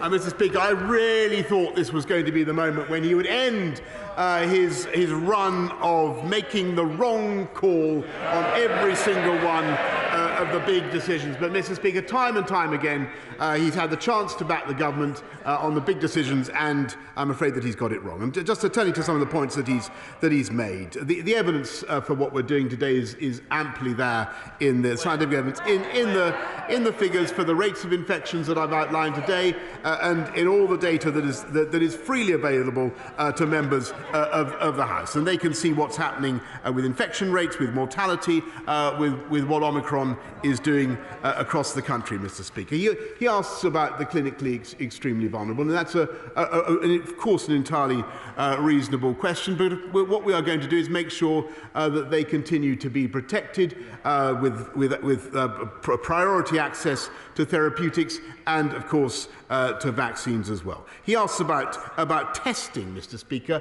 which is absolutely satirical, because week after week, month after month, I've listened to the Labour Party, Mr. Speaker, complaining about NHS testing, denouncing the cost.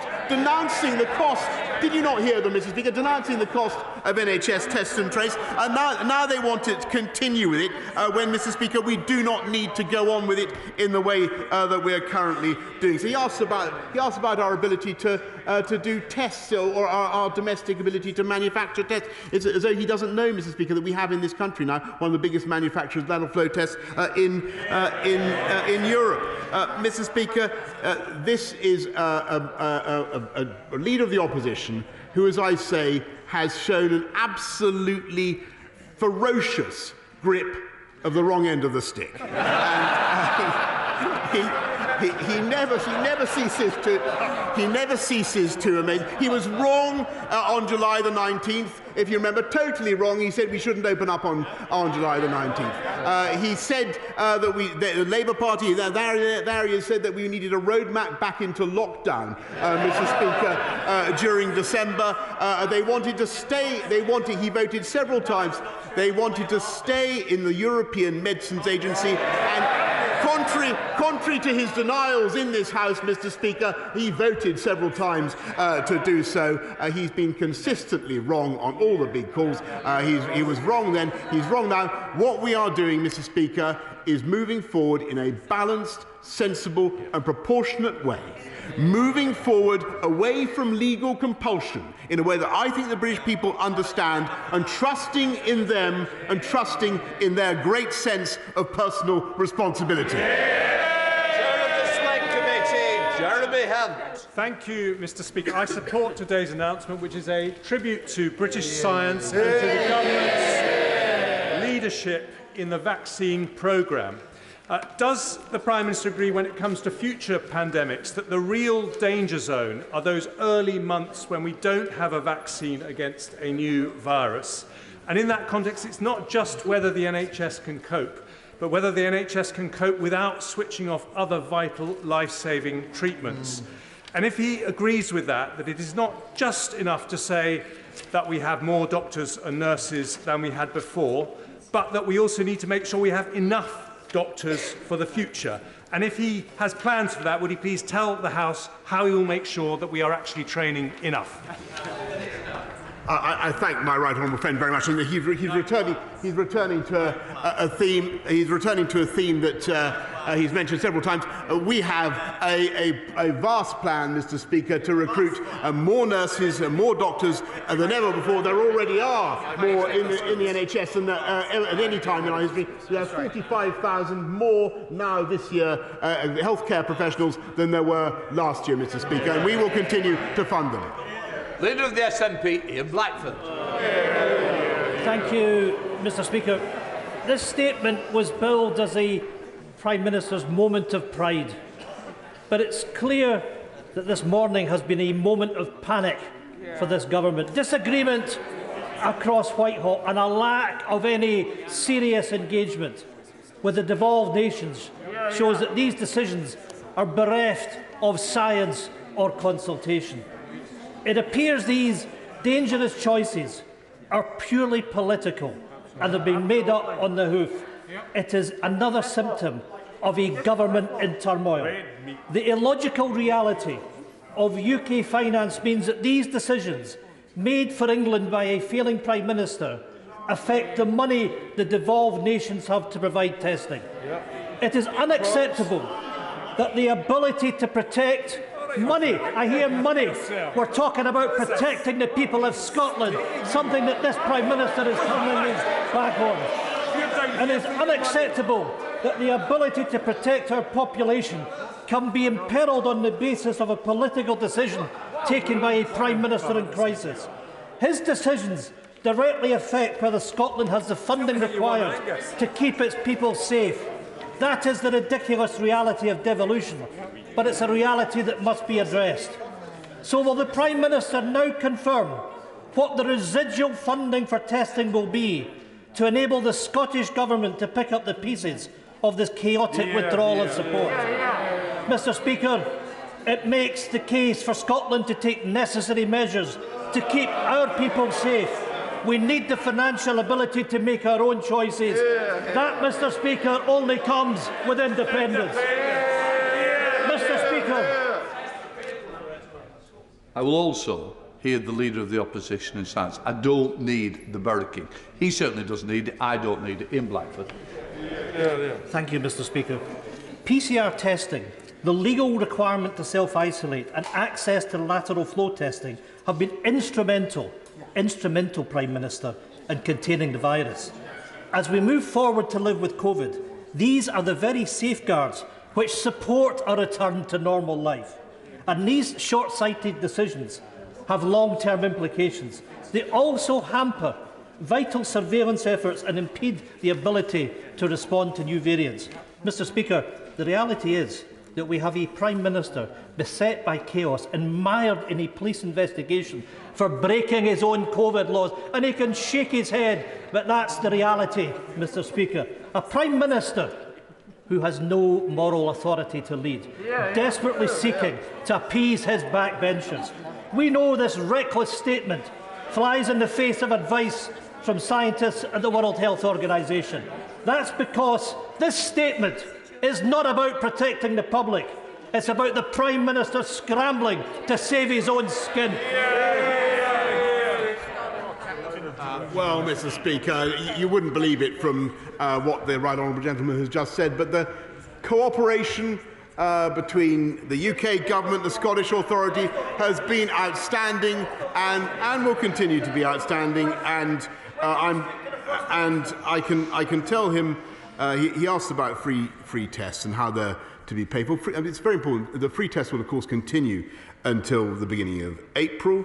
And of course, if people want to continue beyond then, and I've set out for the House the reasons why we think it's much more sensible to focus, Mr. Speaker, on surveillance and spotting new variants, put our investment into that rather than mass testing. Then he has, Mr. Speaker, access to the 41 billion record settlement that he has under Barnett, and he also, Mr. Speaker, has access to hundreds of millions from the health and care levy. The only astonishing thing is that he voted against it. Thank you, Mr. Speaker. I warmly welcome the statement the Prime Minister has made. The Prime Minister will also be aware of growing international evidence that lockdowns have been largely ineffective in preventing COVID mortality. And we're acutely aware of the massive damage which has been done economically and to non-COVID health of the people due to lockdowns. Will he review pandemic planning for the future to make sure these crucial lessons are learned? Yes, I thank my right honourable friend, and he's right to draw attention to all sorts of studies about the efficacy of lockdowns. We'll look at all the evidence. I happen to think that the collective actions of the British public were indispensable in saving many thousands of lives, Mr. Speaker, but I'm sure that all the evidence will be looked at in the course of the inquiry. Hilary Benn. Thank you very much indeed, Mr. Speaker. New antiviral drugs have made a huge difference to the treatment of COVID. They are indeed, as the Prime Minister says, the first line of defence, but they work best when given early. Now, one of the requirements at the moment in order to qualify to get an antiviral drug is that the person has tested positive for COVID. If the Prime Minister is going to get rid of free lateral flow tests, how are people going to get access to those medicines? Mr. Speaker, obviously, great respect to the right honourable, people who are symptomatic will, of course, continue to have access to testing. It's a birthday person, Sarah Bretliff.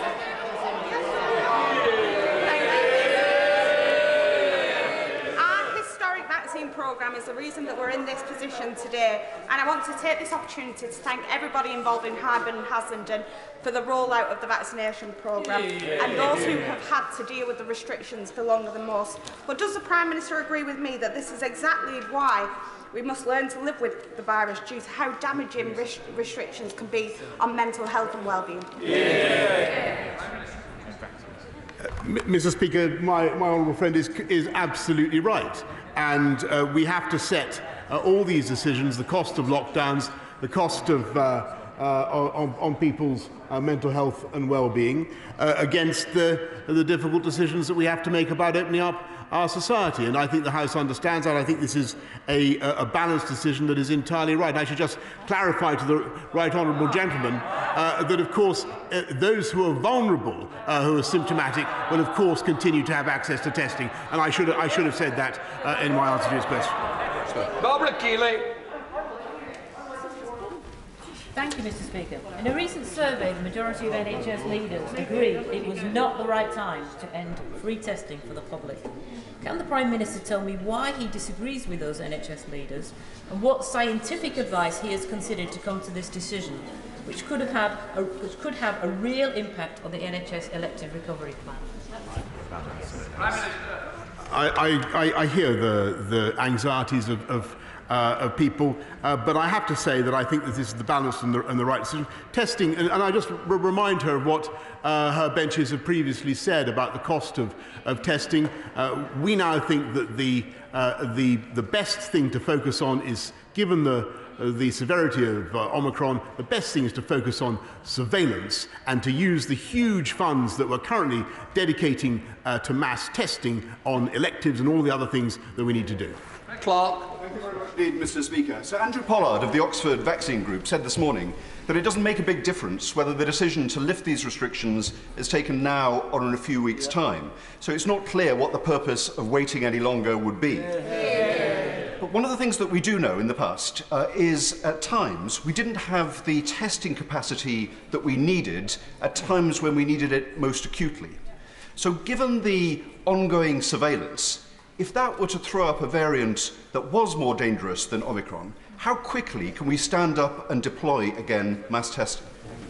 I thank him, and that's exactly the right question, Mr. Speaker, and that's why we're putting so much emphasis on surveillance, on the ONS, with its amazing granular ability to detect what is going on in local areas, as well as other forms of surveillance. We want to spot the new variant of concern as soon as we can, Mr. Speaker, and then we want to surge our testing capacity in the way that we did before, and of course much faster now, since it is all ready to go. We will have stockpiles, Mr. Speaker. We will keep our labs in readiness, and we will be able to surge where necessary. But now is not the right time to continue with mass testing. Or from April, it will not be the right time to continue with mass testing in the way that we have. David.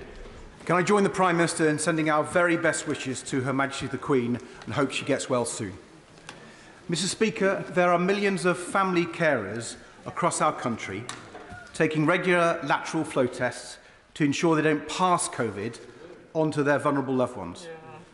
The Prime Minister now says these family carers must pay for COVID tests out of their own pocket, even though so many family carers can hardly make ends meet at the moment. Is the Prime Minister really telling people they must choose between money for the weekly shop or a test so they don't accidentally take this contagious virus into their loved ones' homes? Surely such a tax on caring would be unfair and unjust. Mr. Speaker, my honourable friend is right to draw attention to the need to honourable gentleman is right to draw attention to the need to protect care homes and those who work in care homes. He should wait until March, when we'll be setting out in more detail those who will continue to be entitled to free tests. The man for the rules, Matt Hancock. Mr. Speaker, almost 2 years ago now, this House voted unanimously on the statutory measures necessary to keep people safe during the pandemic. And I agree with the Prime Minister that now, thanks to the vaccines, these measures are no longer necessary, and indeed that we're the first major country in the world to be past the pandemic. But isn't it extraordinary that despite that consensus on restrictions back then, the consensus on giving people back their freedom, which is often so much harder, and trusting to personal responsibility, that consensus appears only to exist on this side of the House? Yes, Mr. Speaker, and I think it's a great shame that the opposition cannot find it in themselves to support what I think is a balanced and proportionate approach, and one, Mr. Speaker, that recognises that COVID has not gone away and that we cannot throw caution to the winds. Rod Shaw. Mr. Speaker, given everything else the Prime Minister said this afternoon, why is he keeping the bureaucratic and irritating passenger locator form? Right. Well, a welcome call for liberty from the opposition benches, but I can tell him that we already have one of the most open travel systems in the world, and the passenger locator form, I understand his grievance against it. We are certainly reviewing it by Easter. Sir John Redwood. Great news that our freedoms are being restored. So can the Prime Minister now bring that same focus and government innovation shown on this topic to vanquish the cost of living crisis so that more people have enough money to enjoy the freedoms? Yes. You bet, Mr. Speaker. Thank you, Mr. Speaker. We do not know how well the vaccine works on immunocompromised people, and they and their loved ones will rightly be extremely worried. And as the Honourable Member for Leeds Central raised, there are delays in getting test results, thus delaying access to life-saving antivirals. Can we allow them to have a supply of antivirals at home? Because if his pharmaceutical interventions would save lives, let's make sure that they can access them ASAP. Mr. Speaker, we've already secured more antivirals and therapeutics per head than any other country in Europe. And what we need to do is ensure that those who are clinically extremely vulnerable do have access to them, and 1.3 million of them have already been sent tests. Colin Mumby-Croft. Mr. Speaker, whilst the threat from COVID has changed, thanks in no small part to the outstanding vaccination efforts led by my honourable friend, the Prime Minister, he will know that the effects on local hospitals will last for years to come. Does he agree with me that now is the right time to invest in upgrades to hospitals like Scunthorpe?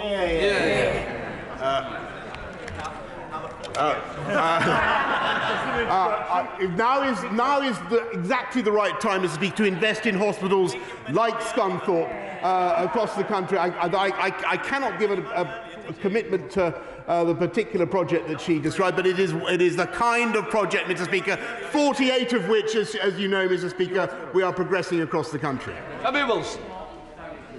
First of all, can I welcome the fact that we're having these restrictions lifted, and I hope that the Prime Minister will engage with the Health Minister in Northern Ireland to make sure that the same measures are exercised in Northern Ireland. The Prime Minister said, though, that it is important that we get our confidence back. We have lived through 2 years of fear being instilled in the population. Can he tell us what nudge tactics he now intends to engage in to ensure that that confidence is restored so that people can get back to work, back into the shops and restaurants, and back doing the things which make life enjoyable? Parties. Perhaps I could begin, Mr. Speaker, by echoing the condolences for the DUP MLA, Christopher Salford. And Mr. Speaker, I agree wholly with his sentiments. We do need people to get their confidence back. And as I said the other day, what I think people can do, they can set an example. They can go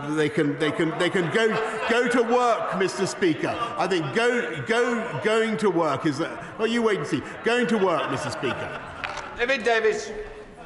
Cheer up the Prime Minister by welcoming what he has to say today.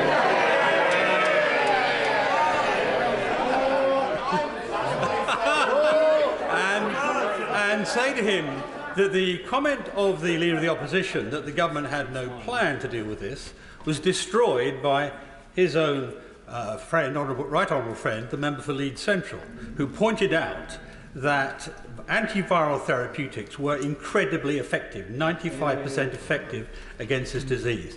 And am I right, can the Prime Minister confirm that we have 2.75 million courses of such therapeutics available to us already? No, Mr. Speaker, I can't confirm that. What I can tell him, in fact, we have twice the amount. We have 4.9 million doses. Caroline Lucas. Thank you very much, Mr. Speaker. Living with COVID does not mean ignoring it, and he will be aware that lifting of restrictions today flies in the face of advice from many NHS leaders and health experts, including the BMA and the World Health Organization. And saying everyone should take personal responsibility, while at the very same time taking away the very means that would allow them to take that personal responsibility, is utterly perverse. So what would he say to those of my constituents, particularly those who are clinically extremely vulnerable, for whom his Freedom Day is a day of profound fear and loss of freedom? And would he clarify his response to the Right Honourable Member for Kingston and Surbiton? Because it's not just an issue of free testing for people in care homes, it's a question of free testing at the very least for the almost 7 million carers up and down this country. So just on that, Mr. Speaker, she should wait, as I said to her right honourable friend from Kingston and Surbiton. And on the clinically extremely vulnerable, I think it's very important to remember that they do have, and we will continue as we have throughout the pandemic, to look after them with all the therapeutics that we can, with vaccines where that's appropriate. As you know, the House knows the shielding programme ended in September. But I think what people need to recognise with the CEV, with the clinically extremely vulnerable, is that we should treat them with caution, just as anybody with any respiratory disease should treat the clinically extremely vulnerable with caution, respect them and act with responsibility. Edward Timpson. Mr. Speaker, and I fully endorse the Prime Minister's statement. It's a significant step forward.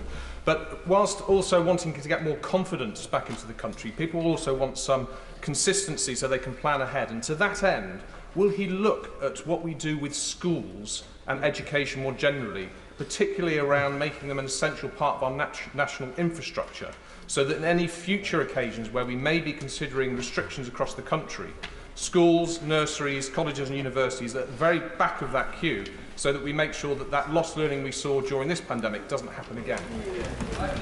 My honourable friend makes an excellent point, and that's why we're ensuring that schools are able to be as COVID secure as possible, sending out 350,000 CO2 monitors, 9,000 air cleaning units, amongst other steps that we're taking to protect schools. And I think it's very, very important that we should get the message over to everybody that schools are safe, and not one of the many things, Mr. Speaker, that the Leader of the Opposition got wrong.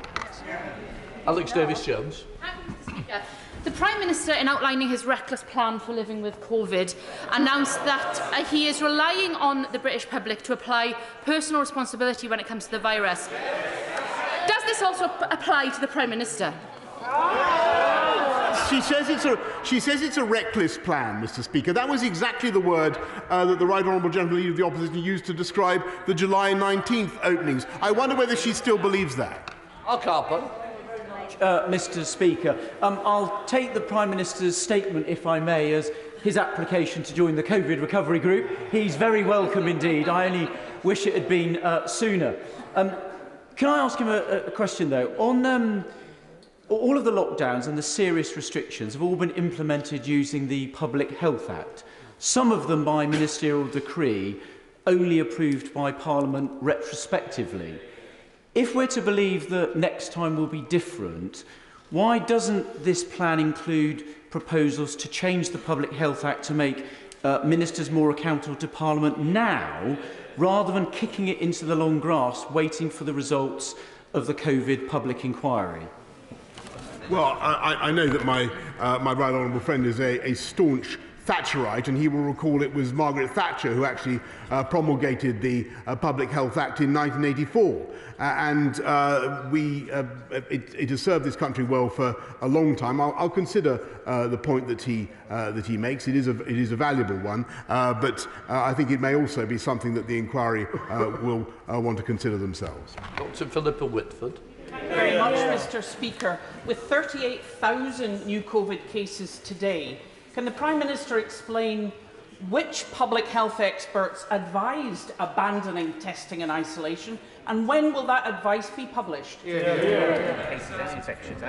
I thank her very much. And as you know, cases are falling, hospitalisations are falling, and the number of excess deaths from Omicron is actually in negative territory, and we consult a wide range of scientific opinion, including SAGE and clearly CSA and CMO, but the decisions are for ministers, and we take them. Lee Anderson. Thank you, Mr. Speaker. Now then, unlike the opposition, the Prime Minister has got all the big decisions right through the pandemic. But will he agree with me that we should never return to a full lockdown, and any isolation should be targeted? It should be the clinically vulnerable, the elderly and the Labour front bench. Not in that order. Mr. Speaker, my honourable friend has put it brilliantly and succinctly, and I have nothing to add. Chris Bryan. Thank you, Mr. Speaker. Liberty is always better than the alternative. As long as everybody can share in that liberty equally.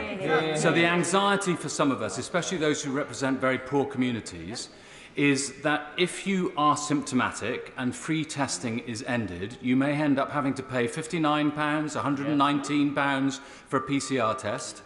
And then on top of that, if you do the responsible thing and stay away from work, you may be in a job where you're not going to get any money at all, or you're going to get pathetic sick pay. Don't we have to make sure, if we are going to make sure that everybody shares in that liberty equally, that the poorest in Britain get a better deal? The right honourable gentleman makes a very important point, but I think that overwhelmingly, first of all, there will be statutory sick pay available, but secondly, I think if I may say so, I think he underestimates people's sense of responsibility, and also people's willingness to do the right thing by others.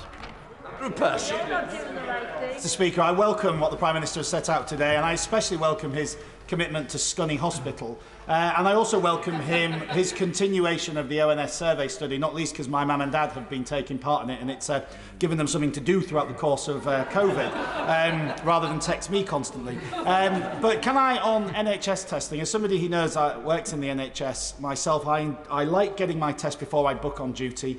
It makes me feel safe when I'm going into care homes to attend patients or elsewhere. So as he sets out how testing will continue in March, can he set out clearly what the situation will be for testing of NHS workers? Can I first of all thank my honourable friend very much for his service in the NHS and throughout the pandemic, and I've seen him in action, but also to say that on his point about the NHS, that will be for the NHS to determine themselves. Florence Session-Lurby. Thank you, Mr. Speaker. The Prime Minister mentioned this afternoon it's about personal responsibility, and it is. It's about our personal responsibility not to inadvertently pass on that virus to someone who's vulnerable. It's about our personal responsibility to do the right thing if we have the symptoms and if we have COVID. It's about our personal responsibility to think about our neighbours, our friends, our carers, the people who need those restrictions lifted. What does the Prime Minister have to say to my vulnerable constituents in Vauxhall who are concerned that this personal responsibility that the Prime Minister wants us to take may inadvertently lead to them catching COVID? Prime Minister. I thank her very much, and she's right to focus on personal responsibility, but the other part of the strategy is the vaccinations, and this is a vaccine-led strategy. And that's what enables us, and that's what enables us now to rely on people's personal responsibility as well. Lee Manchester.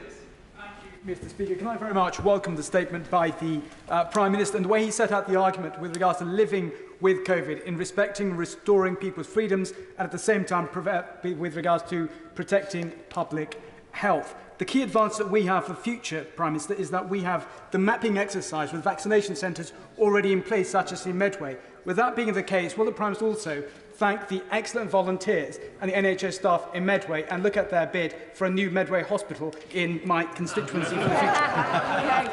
Mr. Speaker, I better be careful what I say about more hospitals. We want to build as many hospitals as we possibly can, but we'll have to look at his plan. I do want to thank the Medway volunteers. I want to thank everybody still involved in the vaccination campaign.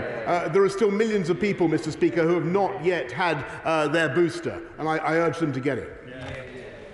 Catherine West. Lovely to have the Prime Minister with us today, not filling in his questionnaires or having his busy meetings with the police. Mr. Speaker, can he confirm or deny the reports that there is a sell-off plan to the Vaccine Manufacturing and Innovation Centre, which has been founded on the values and the mission of people like Dr. Sarah Gilbert, who invented the AstraZeneca vaccination? There are rumours going about that this public-private enterprise will be sold off to the private sector. Will he confirm or deny what is the government's intention? Because the essence of the reason that we were ahead with the vaccine was the excellence and the values of those wonderful British scientists who worked their socks off to get this. Don't just sell it off. Mr. Speaker, I might also add that one of the most important factors in the success of the vaccine rollout was the private sector, and it was private sector investment, Mr. Speaker, that led to the AstraZeneca vaccine, the Pfizer vaccines, and we will make sure that we work with the private sector to continue to develop this country's native indigenous ability to manufacture mRNA and other types of vaccines. On Bailey. Speaker, keeping healthy people at home in isolation has had a devastating impact on lives, businesses and important life events like weddings. So I welcome these changes to trust the British people and to allow people to plan with confidence. Yet we all have constituents who are immune compromised and they're vulnerable, like the woman who wrote to me this morning. Unlike what the opposition budgets say, they do not have a monopoly on compassion. We care about these people. Will my right honourable friend just reassure again that these people will get the support they need and that the timing is right and there's no point in waiting for these changes? Yes, she's absolutely right, Mr. Speaker, and we'll make sure that those people get not just the antivirals that they need, but also the tests that they need. Karen Smith. Mr Deputy Speaker, I think that's the point I would really like clarification from the Prime Minister, because I think we've learnt today that the 7 million carers won't get tests. NHS staff and care staff will have to be found within existing budgets, thus making those waiting lists even more precarious. But eligibility for antivirals is based on being over 12, being at high risk, having symptoms or testing positive for COVID-19, for which people will have to pay. Can the Prime Minister confirm that that is the case? And I see the Health Secretary is helping him out, but if you could clarify that for people, that would be really helpful. Mr. Speaker, she will. If she waits a little bit longer, she will get. She will get a breakdown of how we propose to support the most vulnerable. But we will support them, Mr. Speaker, as we have done throughout the pandemic. Rebecca Lee. Experts will argue for years whether we made the right choices, and some of us, for what it's worth, would have liked a lighter touch. But one thing is certain, and we know this from independent testimony which has emerged from a former advisor of the Prime Minister, that but for his freedom-loving instincts and libertarian instincts, these lockdowns would have been much longer and much worse, with incalculable consequences for the young and people's mental health. So can we rely on the Prime Minister in the future to rule out any more lockdowns in the coming decade while he remains Prime Minister? What you can certainly rely on, Mr. Speaker, is that this government will take the tough decisions to protect the British people, and we will have a vaccine and science-led approach to dealing with this pandemic. Simon Mulholzer. Thank you, Mr. Speaker. The Prime Minister has come to the House today unable to state whether carers in our communities, visiting home after home in one day, often of older people and those who are clinically extremely vulnerable, will still have access to free tests in order to keep themselves and their patients and clients safe. He has now said that testing for NHS staff will be a matter for the NHS. Surely he can do better than this. Even the NHS and carers need to be able to plan ahead for what is coming. Won't he come clean with the House today about his intentions? Mr. Speaker, what we're doing is moving away from systematic mass testing of large numbers of people, which is no longer the right way to deal with Omicron, to a surveillance-led approach. And of course, we will continue to look after the most vulnerable and those who need it, Mr. Speaker.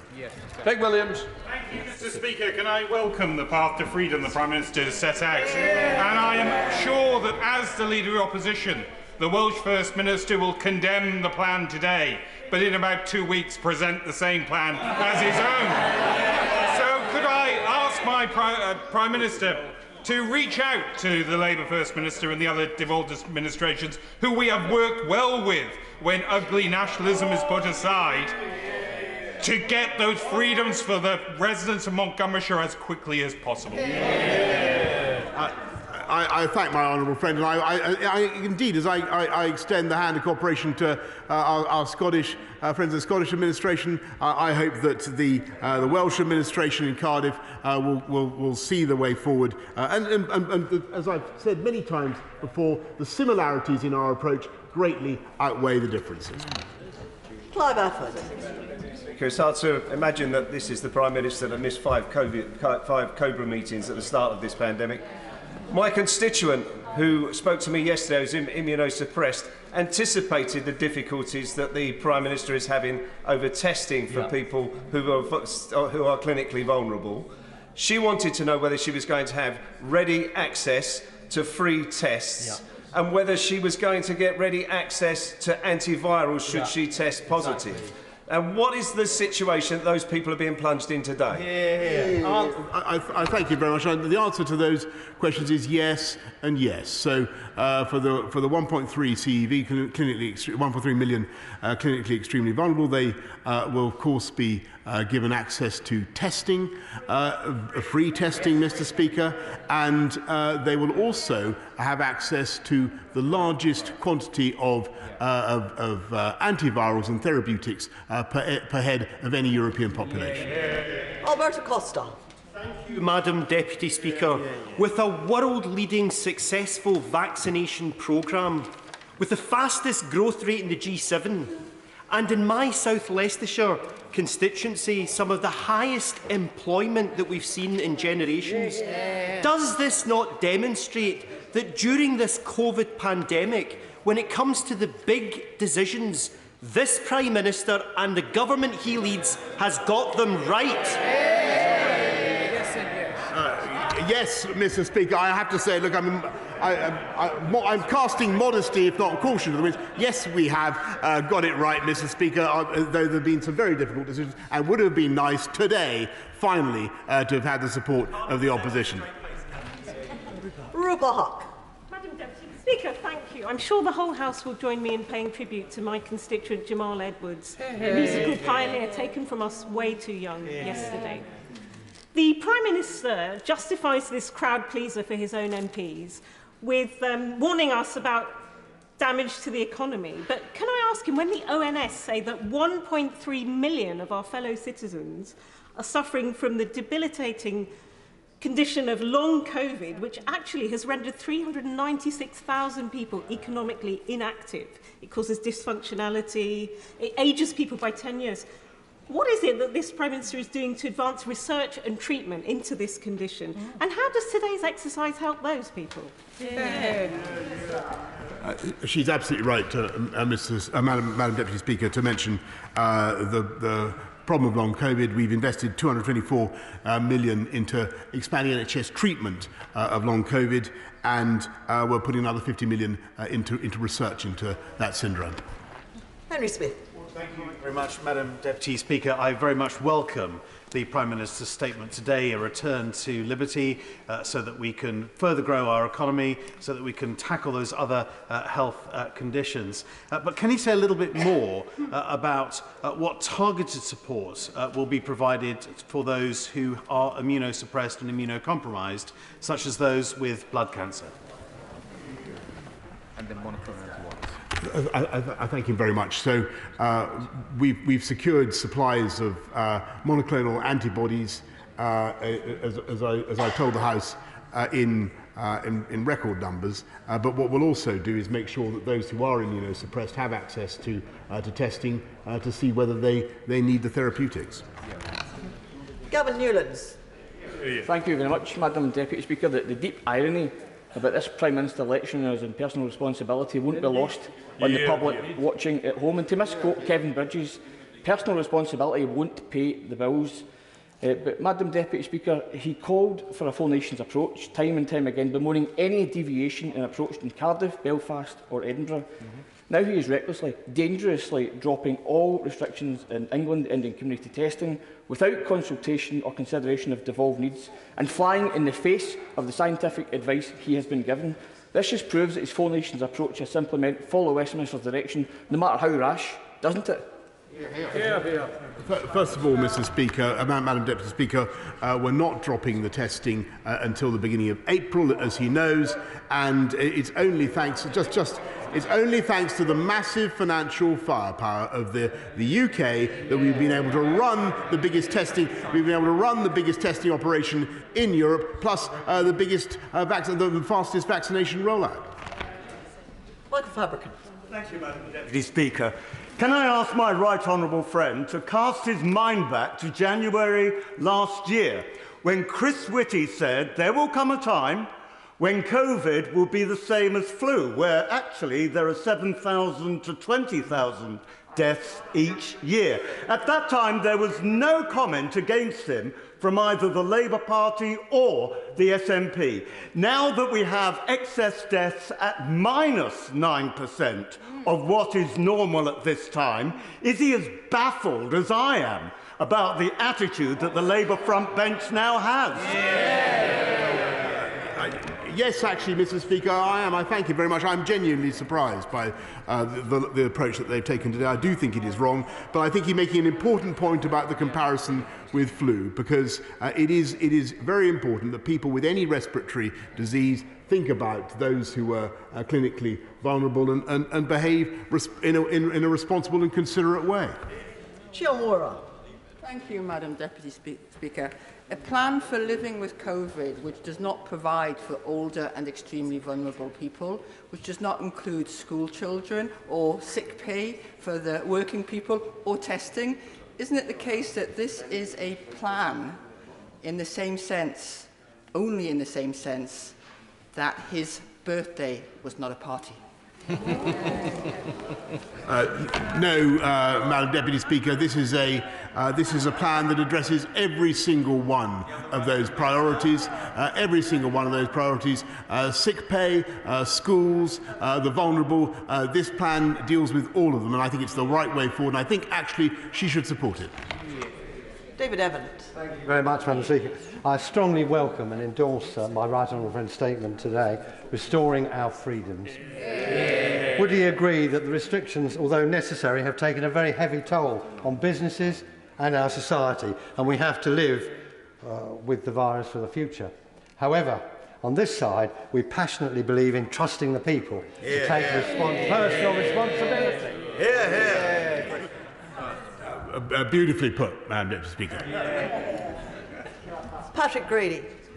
Madam Deputy Speaker, are the 100 million doses of vaccine being donated as part of the global response counted towards or in addition to the government's 0.5% ODA target? And when will it stop blocking agreement on a TRIPS waiver so that developing countries can take vaccine response into their own hands? He's raising a very important but very difficult issue. And I spoke in answer to the honourable lady opposite. I mentioned the importance of the private sector. We do need to ensure that the pharmaceutical companies have the wherewithal to make these colossal investments that offer hope for humanity. Chris Clarkson. Thank you, Madam Deputy Speaker. I want to start by congratulating my right honourable friend for his forbearance, because across that dispatch box, first he was faced by the vacillations of general indecision, and then by the rank opportunism of Captain Hindsight. So does my right honourable friend agree with me? If he'd listened to Lieutenant Lockdown there, instead of having the first major economy to unlock and a world-leading vaccine programme, we'd now be facing a major catastrophe. Yes, Mr. Speaker, and the most important thing, Madam Deputy, is that we would not, if we'd taken out those steps, if we'd remained in lockdown, we would not have the financial wherewithal, the firepower, the money to pay for all the things that the people now need support with. Not least, Mr. Speaker, Madam Deputy Speaker, clearing the COVID backlogs. Grant Davis. Thank you. The Prime Minister says that this is a scientific decision. So can you remind the House what the current R rate is, the reinfection rate, what it's projected to be by the start of May, and at what level of R rate is he willing to reintroduce testing and self-isolation? Or isn't it a scientific decision? As I've said earlier on, Madam Deputy Speaker, the rate of infections is falling, and so hospitalisations. Teresa Villiers. Aspects of the pandemic has been that many people have been unable to visit their sick or even dying relatives in hospital. And visiting has still been very difficult, even with the improvement in the COVID situation. Well, will the Prime Minister make sure this day is when NHS visiting requirements in our hospital go back to normal? Because that is the humane and compassionate thing to do. Madam Deputy Speaker, I thank my right friend very much. I know she speaks for millions of people around the country. I can tell her that many restrictions have already been lifted, and they will continue to be lifted. Stephen Timms. Thank you, Madam Deputy Speaker. 3 years ago, the Government consulted on much-needed reforms to statutory sick pay, rightly recognising that the current system is inflexible and doesn't reflect modern working life. Those reforms were postponed when the pandemic hit, and instead day one access to statutory sick pay was introduced. I think he's just announced that day one access to statutory sick pay is going to be withdrawn in a month's time.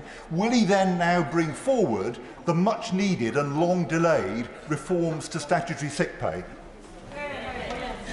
As the right honourable gentleman knows, that statutory sick pay is only a part of what many employees already receive as part of their sick pay. Duncan Baker. To remind people, the Prime Minister was right last July when we came out of lockdown with the sensible steps that we took. Also proved right that we were absolutely doing the right thing when we went against the grain of many other nations and ended up riding out the situation that we had at Christmas. So I entirely endorse what we're seeing today.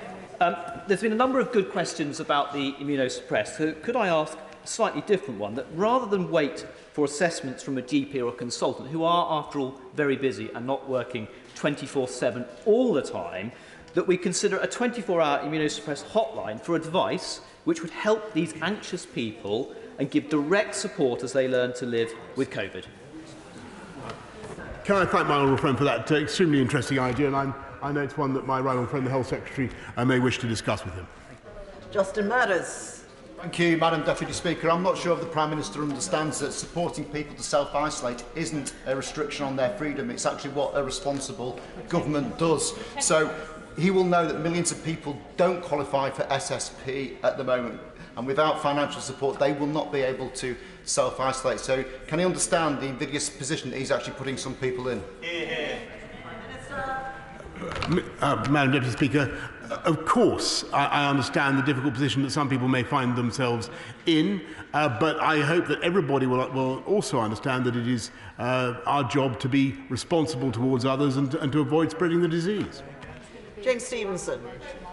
Speaker, one of the biggest tragedies of the pandemic has been the isolation and desperation of those living in care homes and of their families at home, many of whom join groups like Rights for Residents.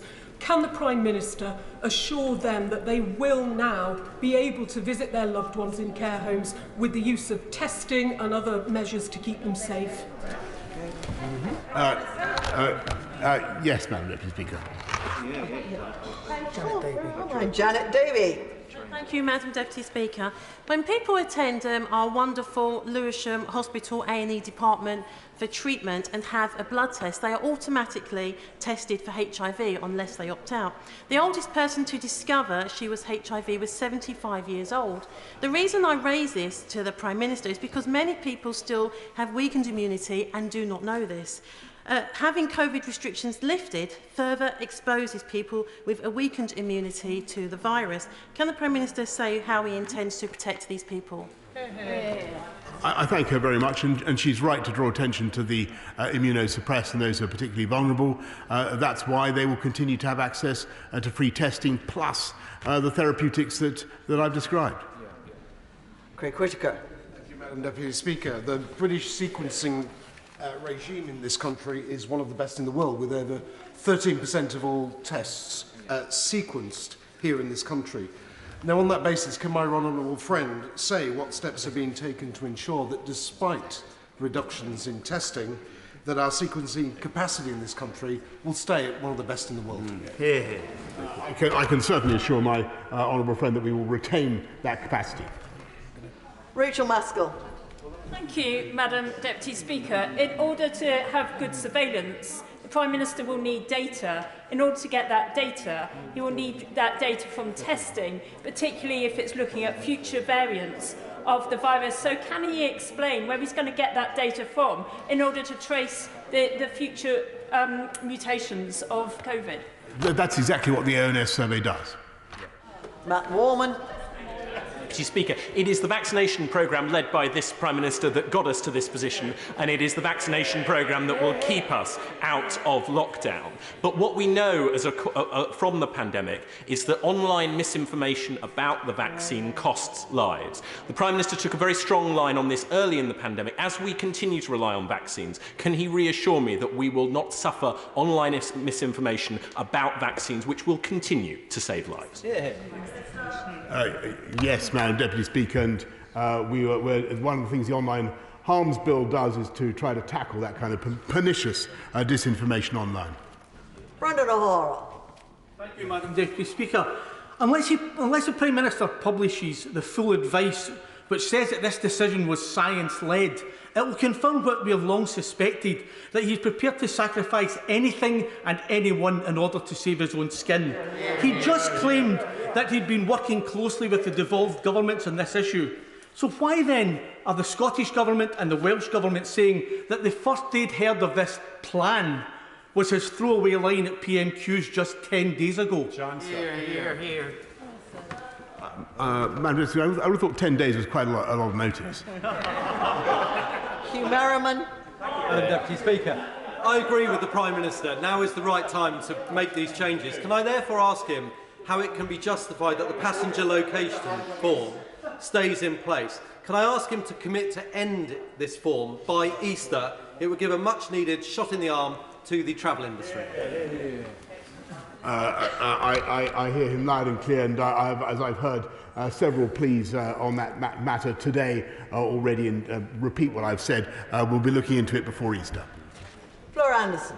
Thank you, Madam Deputy Speaker. Case numbers of COVID are rising in Wandsworth, and people are really concerned about this plan.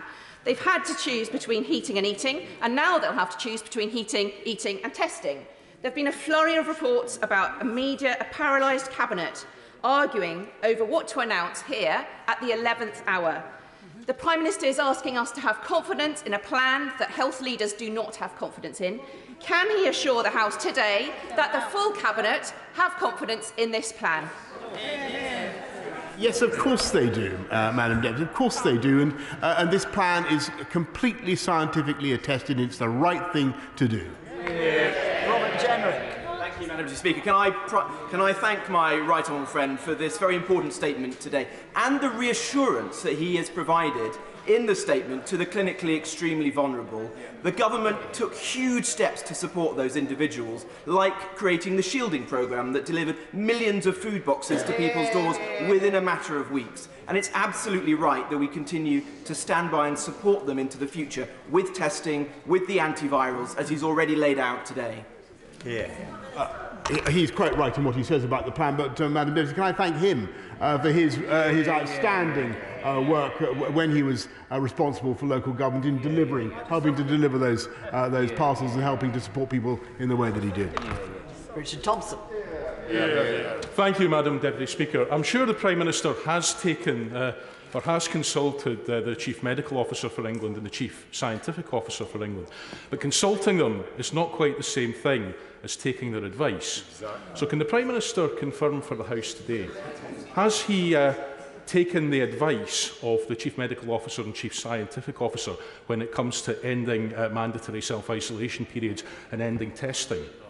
I've not only consulted their opinions, I've taken their advice, and if after this statement, Madam Deputy Speaker, I hope very much that he will be able to see a press conference involving both those gentlemen, and questions that will no doubt be put to them as well.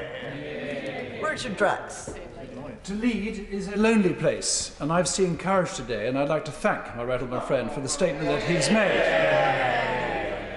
If he recalls, we weren't on the same side when it came to lockdown, and in that regard, can I gently suggest to my right honourable friend that were a pandemic to strike again, the government advises and counsels and doesn't curb our freedoms. It's fair to say that I think everybody is going to want to learn all the lessons from this pandemic, Madam Deputy Speaker, and make sure that we take the best steps should a new variant strike us. But I have great confidence in vaccines. Rachel Hopkins. Thank you, Madam Deputy Speaker. The Prime Minister has focused now on a vaccines strategy as our first line of defence. So will the Prime Minister assure me that he will take personal responsibility for areas like mine that only have a booster rate of 39% to ensure continued vaccination in our community so that my constituents aren't left behind in this rush to freedom? Yes, she makes a very good point, and I will do anything I can to help her. The national average for adults for boosters is about 71% now, so that is low, and we will do what we can to help. Jerome Mayhew. The data has now proven that Labour and the naysayers were wrong about Omicron. How important was that decision not to lock down at Christmas, building resilience in our communities but also in our economy, in the ability today to lift restrictions? I thank my honourable. I think that look, we have to be humble in the face of this disease, Madam Deputy Speaker.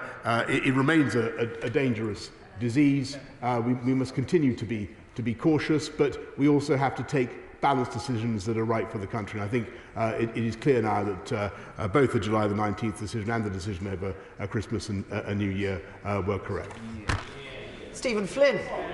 Madam Deputy Speaker, is it not the case that the decision being taken here today has nothing to do with protecting public health, but everything to do with protecting this Prime Minister from his own backbenchers?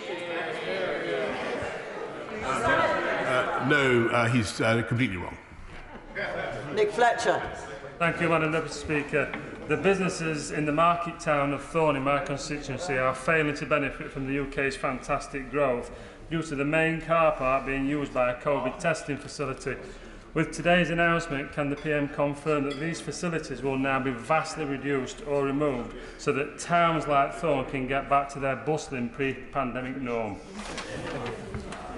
Yes, I know exactly what he's talking about. I'm sure he speaks for many, and that facility, and it's done fantastic work, but it will be decommissioned shortly.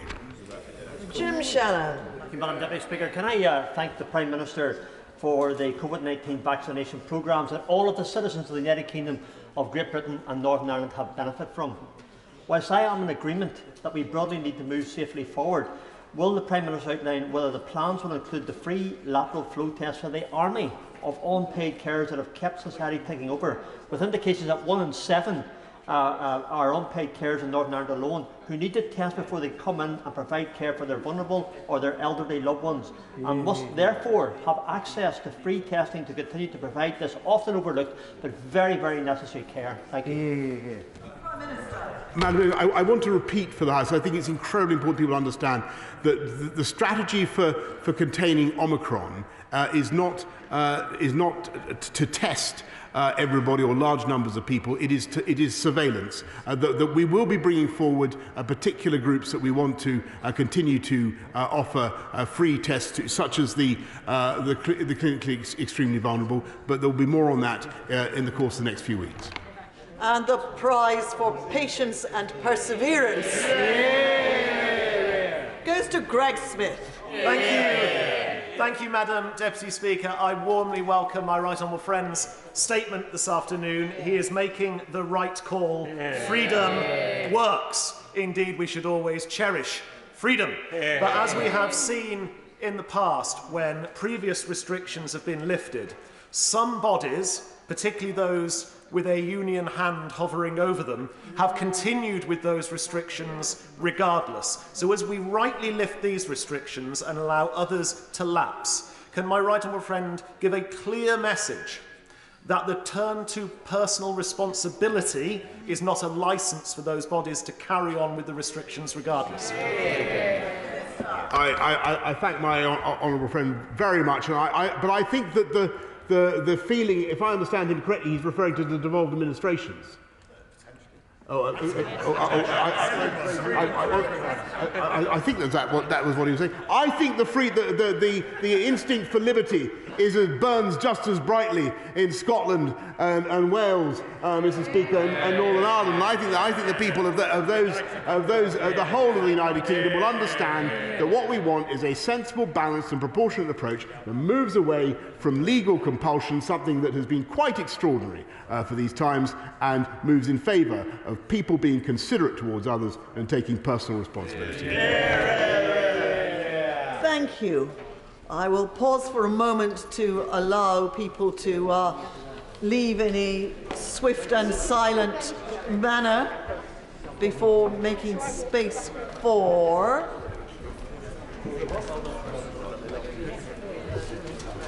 the statement from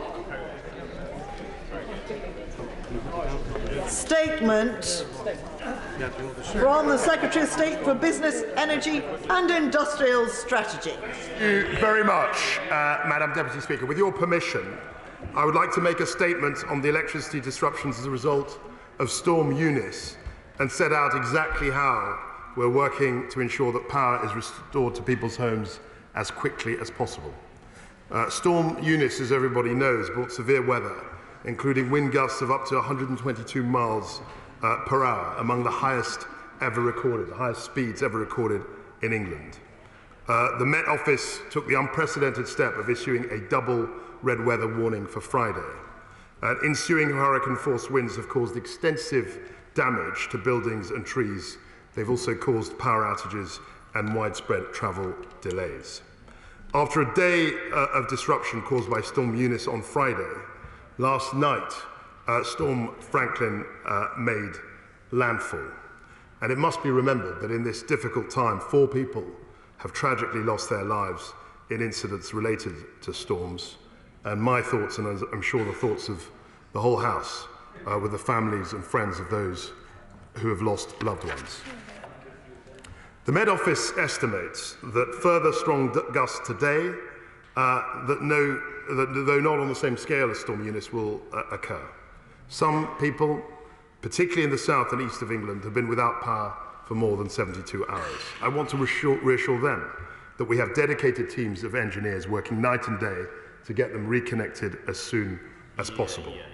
Continuing poor weather conditions have hampered those efforts, but I'm pleased to say that as of now, over 98% of those affected by storms, over 1.4 million customers, have had their power restored so far, their supply restored. However, as of only 4 o'clock today, there are still just under 30,000 households who are without power.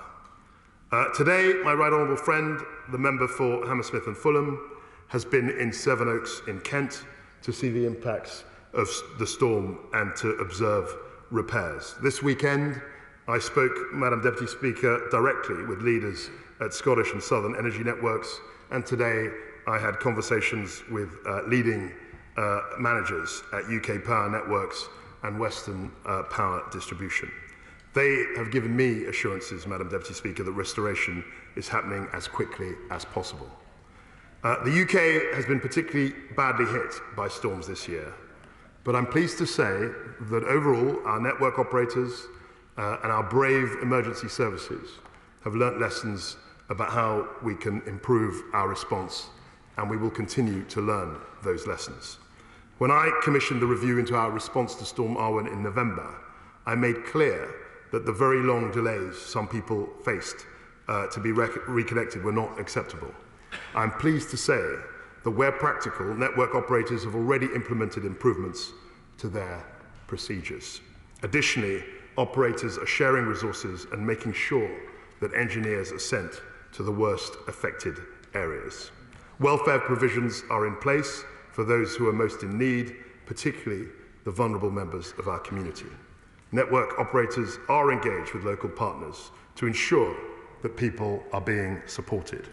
Catering units are travelling to badly hit areas, and smaller welfare units are providing hot water and other facilities to people adversely affected. I'm extremely grateful, Madam Deputy Speaker, to the network operators that in the Storm Arwen situation we did have issues relating to the difficulty of communicating people's the worst effects of the devastation, and people are still experiencing issues today. But I'm very pleased to say that if they call their network operator by dialing 105 from their mobile, there should be a speedy response. This action will automatically route them to the right operator based on their particular physical location. Madam Deputy Speaker, this is the first time in recorded history, I believe, that 3 named storms have come in such quick succession, day after day, since the storm naming convention was introduced little less than a decade ago. It's a difficult time for many people, but I've been reassured that operators are working extremely hard to make sure that people are reconnected as quickly as possible, and at the latest in the next couple of days. And I and my department will continue to provide that support and apply pressure where need be to ensure that this happens in a timely way. Ed Miliband. Thank you, Madam Deputy Speaker. Can I thank the Secretary of State for his statement, and let me first join him in sending my condolences to the families of the victims who tragically died during Storm Eunice. And I express my sympathy to all of those who have been affected by the storms. Many families have endured real hardship in these last few days without power for an extended period. And I also know, including from my own constituency, that many others are currently facing anxious times from the threat of flooding from Storm Franklin, and my thoughts are with them too. And I also want to join him in offering praise for all the engineers, network staff and the emergency services who have done such a really important job in incredibly difficult circumstances over the last few days, and also local authorities who've played a really important role in the emergency response. On the substance of his statement, let me just make a few points and ask some questions. First, as he says, the most important priority is to reconnect those still without power. I welcome what he says about people being reconnected by Wednesday at the latest, and I trust he will, as he says, hold all the companies to account to mobilise all their resources from indeed around the whole country to make sure this happens. Second, on vulnerable households, as he says in its interim review on the response to Storm Arwen last November, Bayes noted confusion of roles and responsibilities for vulnerable customers and communities that were cut off. He says the arrangements are working better, and I'm glad that lessons have been learned. Can he just tell us how he, as Secretary of State, is monitoring this and is assured of this? Third, on compensation paid by the networks. There were unacceptable delays in compensation payments after Storm Arwen, with 10,000 customers still not compensated 6 weeks after the storm happened. Can he say what he'll be doing on this occasion to ensure speedy payments? And fourth, Madam Deputy Speaker, I want to ask the Secretary of State about the longer-term issues these events raise. Now, scientists tell us we can't necessarily attribute the ferocity of Storm Eunice to climate change, but we know we are facing more intense and frequent extreme weather as a result of the climate crisis. So it throws up again the question of our resilience and security as a country. After the storms in 2013, there was a clear sense of the vulnerabilities of the overhead power network and agreement the energy networks would act.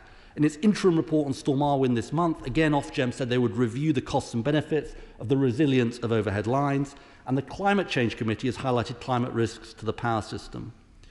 Does the Secretary of State agree that events this winter demonstrate the need to give greater priority and indeed probably investment to the resilience of our power network? And more generally on the issue of adaptation, in their 5-year progress report last summer, the Climate Change Committee said the whole issue of adaptation was, and I quote, under-resourced, underfunded and often ignored. Does he agree that these storms and the storms we've seen, does he agree the storms we have seen are yet again a wake-up call about the need for a proper national resilience plan which covers our power lines, flood defences and all of our critical infrastructure? Because the truth is, Madam Deputy Speaker, that as a country we will face significant threats from extreme weather in the years ahead. Today we should acknowledge the important work that has been done to respond to this crisis. But the lesson that has been demonstrated yet again is that we owe people the long-term planning and investment to give them all the protection we can.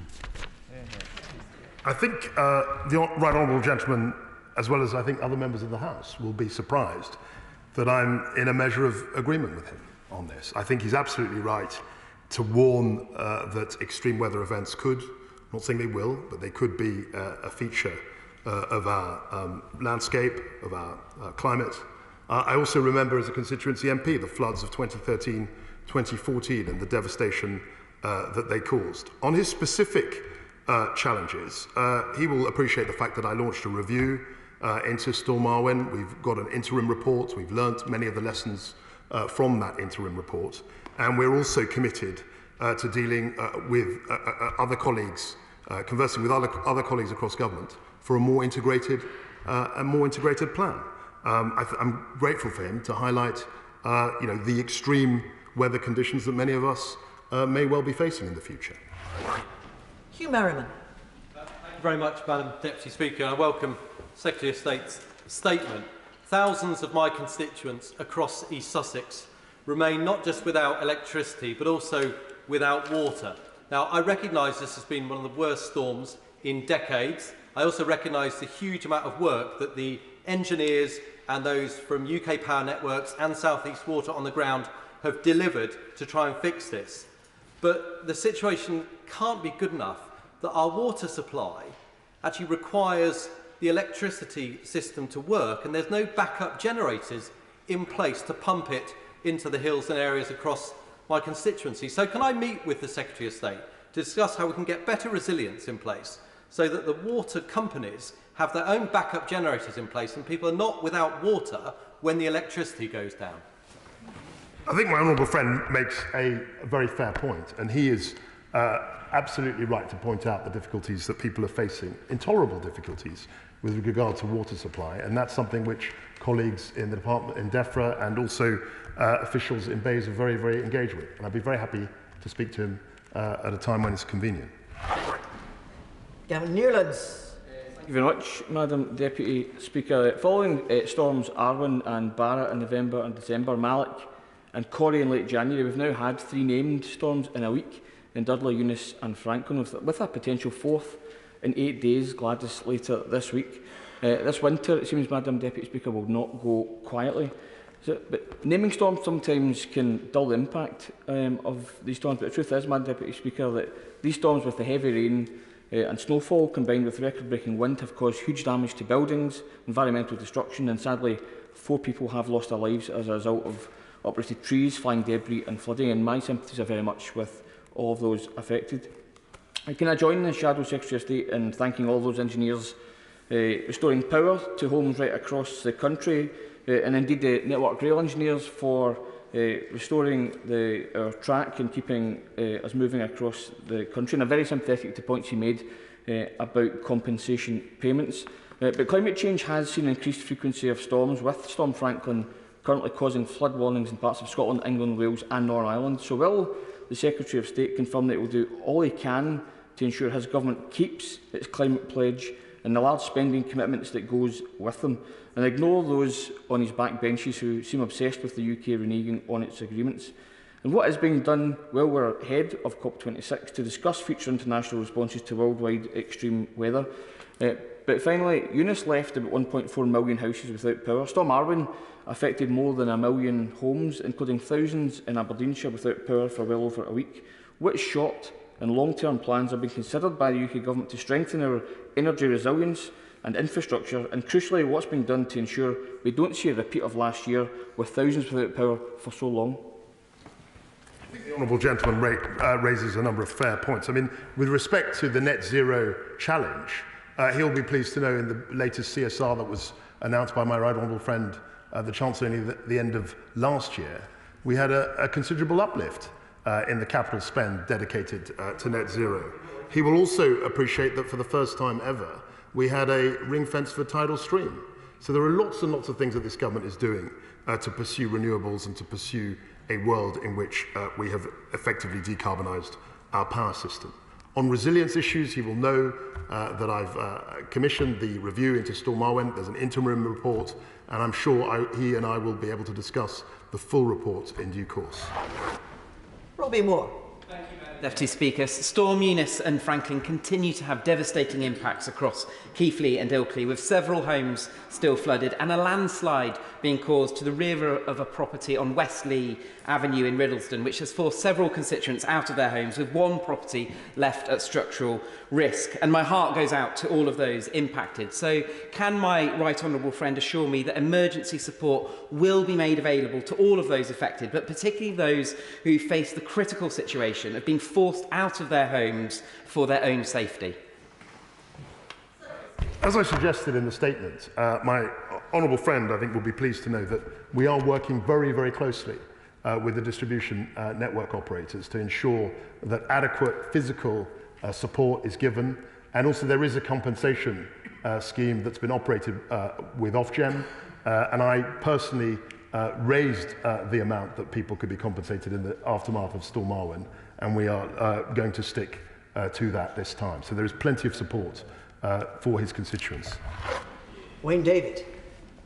Last week saw a red alert for much of South Wales.